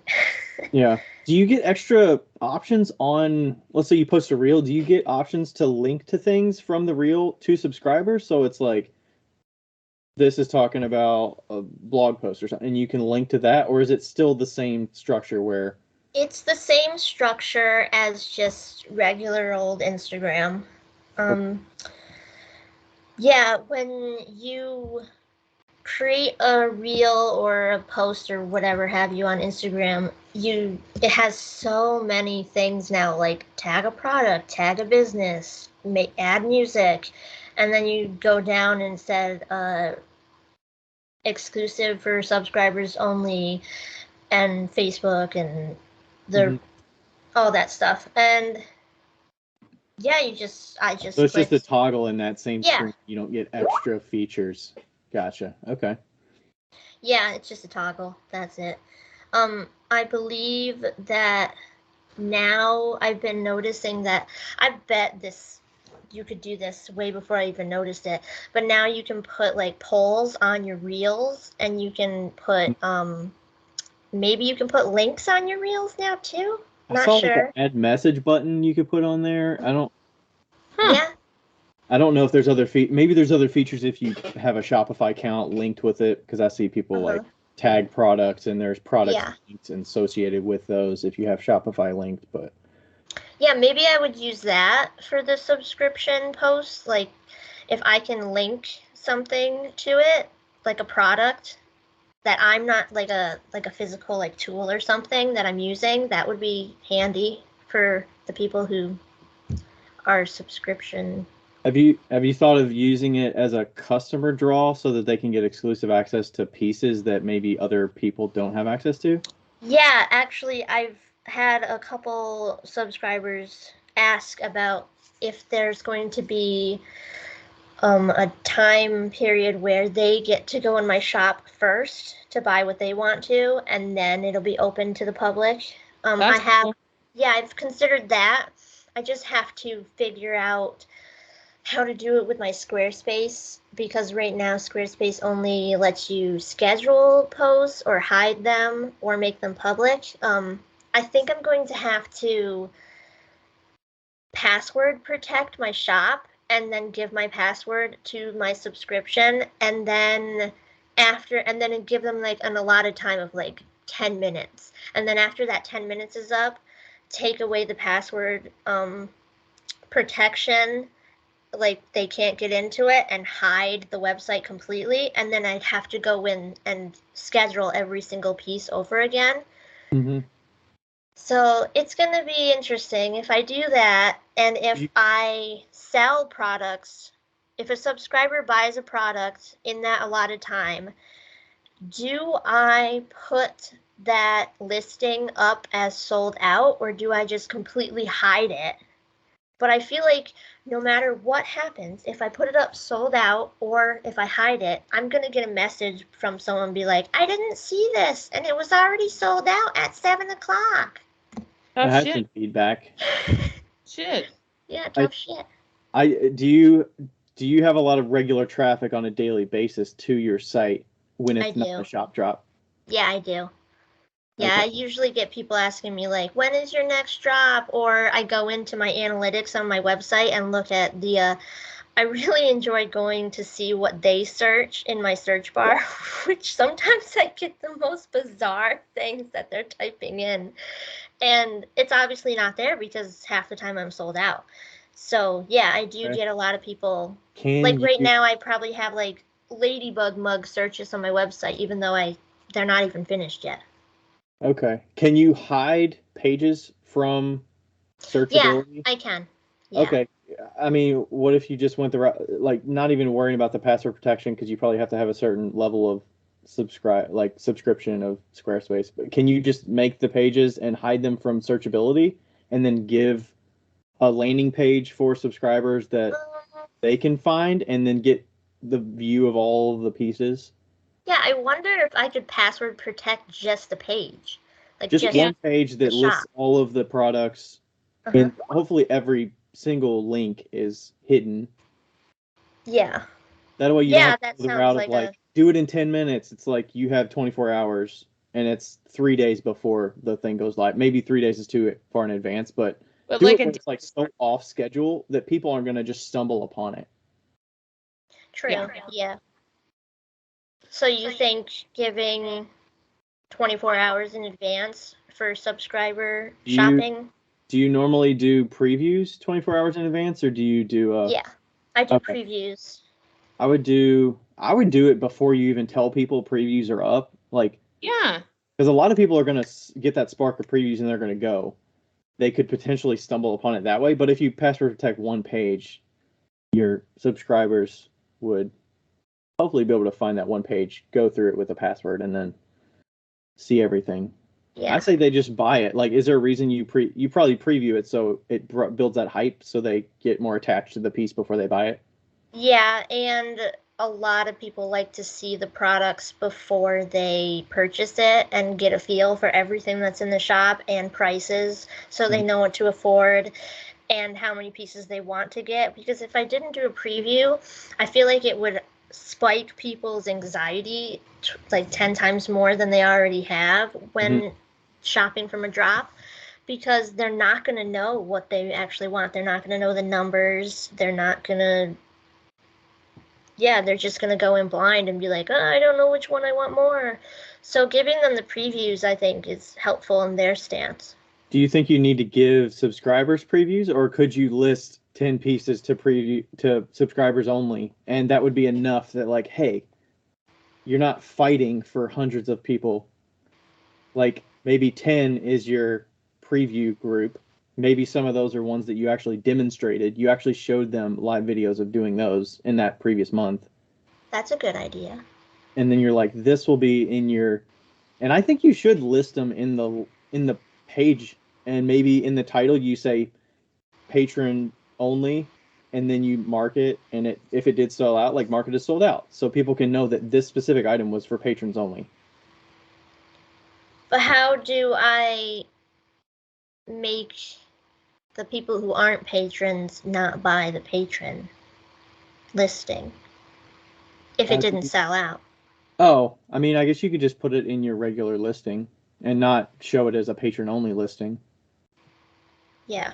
Once you hit that, like, if you're fine with keeping it and putting in your preview the next day, if nobody buys it, like, say, hey, you've got until the preview goes live to everybody to buy one of these 10 items exclusive to you.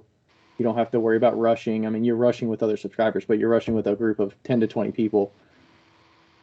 Whereas, probably 5 people are going to go in there, or more than half maybe, that are go in there and buy. So, or none.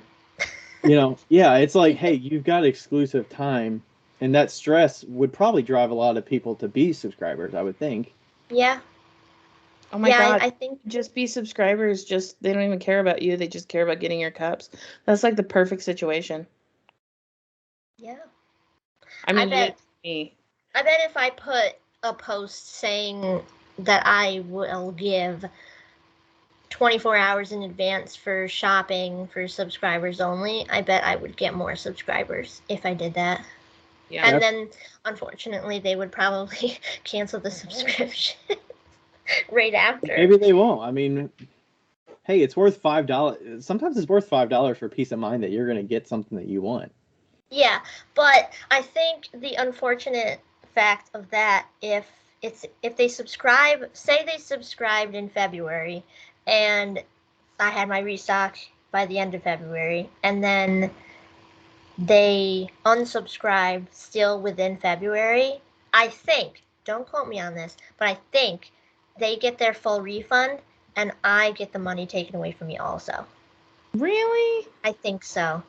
Because that's what happened in my last, when they unsubscribed. Here, I'll go into my amount of money that I feel like that would be an edge case. I don't think many people would do that. But I hope not. Like, I don't think that would be a reason not to go so exclusive access. Yeah, so right here, this year, January, I got $48.53 with 40 wow, that was my dyslexia. 14, not 41 subscribers. And I had canceled one subscriber because a whole nother story. And then this month, I got $39.04 with also 14 subscribers, and 3 people canceled. So still 14 subscribers, but I got less money.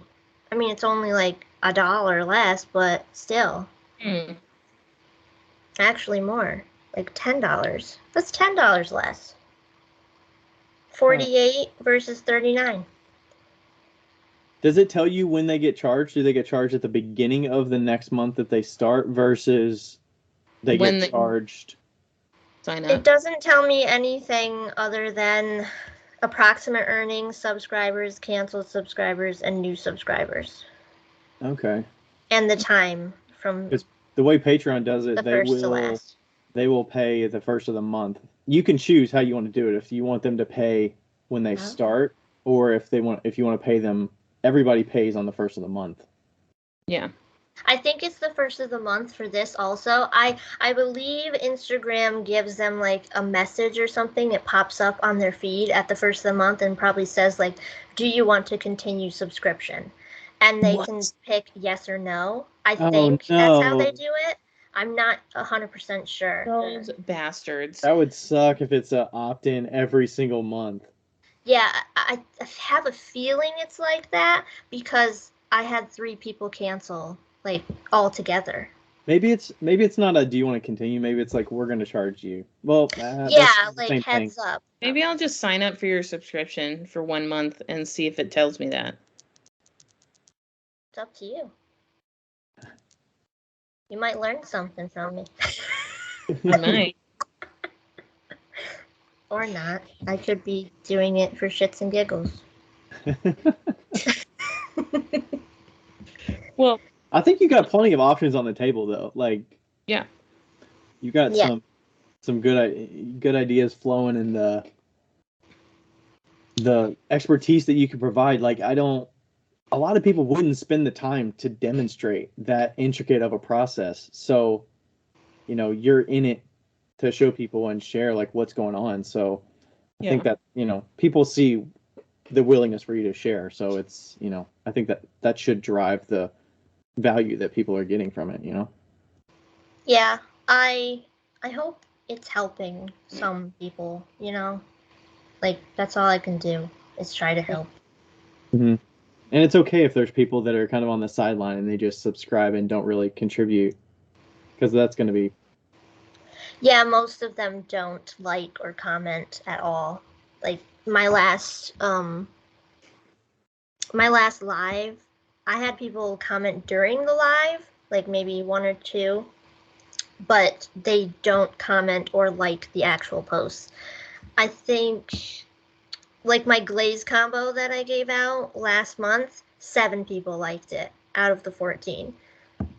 So that was nice, but I'm not really looking for likes and comment. I mean, I like the way comments on this exclusive content. I think it would be nice to go more in depth with what I was talking about with other people, but I'm totally fine with not getting likes on these posts because I'm getting their money. I don't really care about the likes.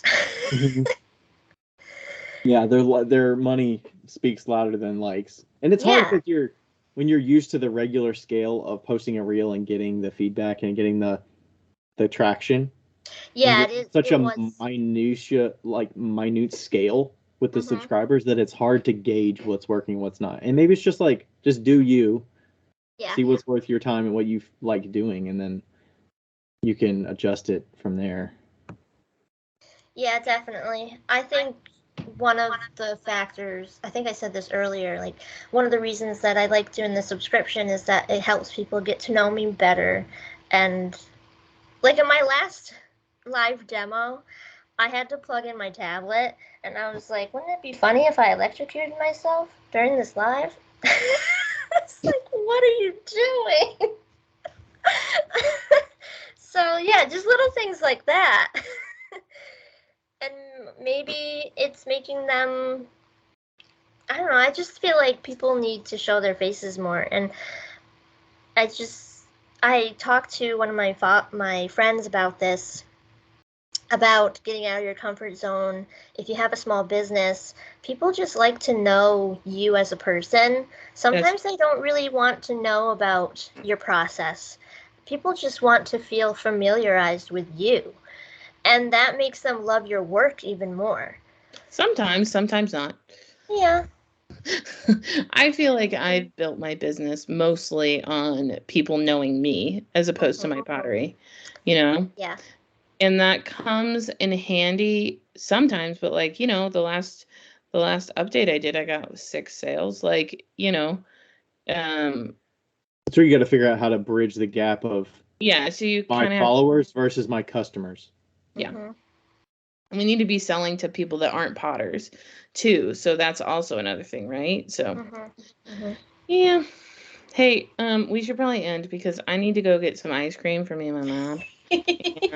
And, Marbles in snuggle mode over here. Yeah, and it's my bedtime, so we're all just tapping out.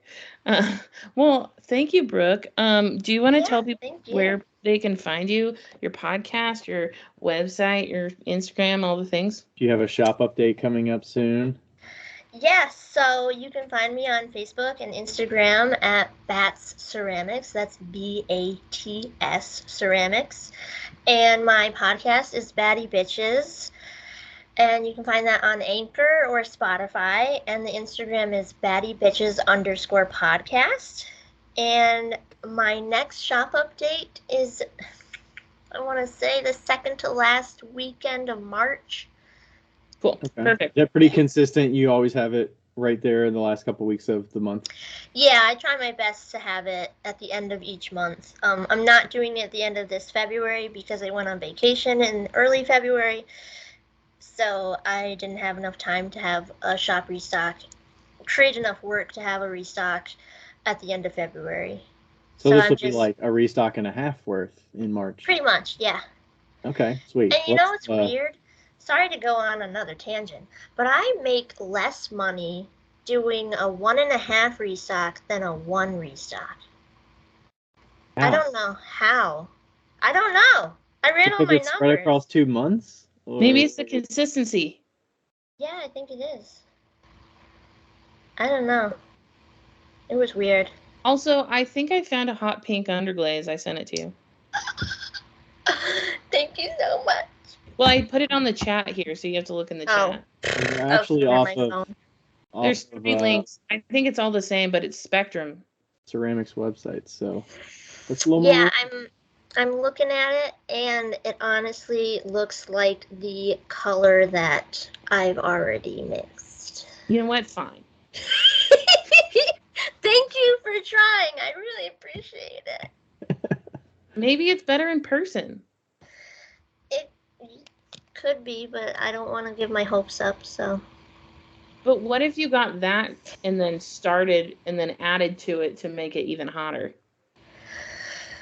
Possibility. I'm going to send you a picture of the brightest pink that I'm capable of getting. On the chat or on my Instagram? On your Instagram, because it's on my phone and I don't know how to send it through the chat. Perfect. From my tablet. Good idea. So that's the hottest pink that I'm capable of creating. Becca's like salmon colored. I know. Did you put some purple in there? Yeah, a tidbit. It's like rose, bright red, and coral pink. And they're all layered on top of each other and also mixed together. Huh. Okay, well, we'll work on this. Anyway, thank you for coming on. This has been lovely. Thank you so much for having me. I really appreciate this, you guys. It means a lot to me to have other people see things in me that I don't normally see in myself. So thank you so much. Yeah. See, now you can, I don't even know what you sell your pieces for, but now you can add like $20 to them. I've been gradually increasing the price $5 here and there over time. So someday I'll get mug for. The painted mugs they range from, right now they're probably $175 to $210. Oh, thank God. Okay, great. Perfect. Yeah, so I'm gradually increasing the price. My last restock, my favorite pieces, and I give myself like a couple favorite pieces in each batch, and I add $5 to each one of them because they're hard for me to say goodbye to. So this last batch, I think the most expensive one was $205.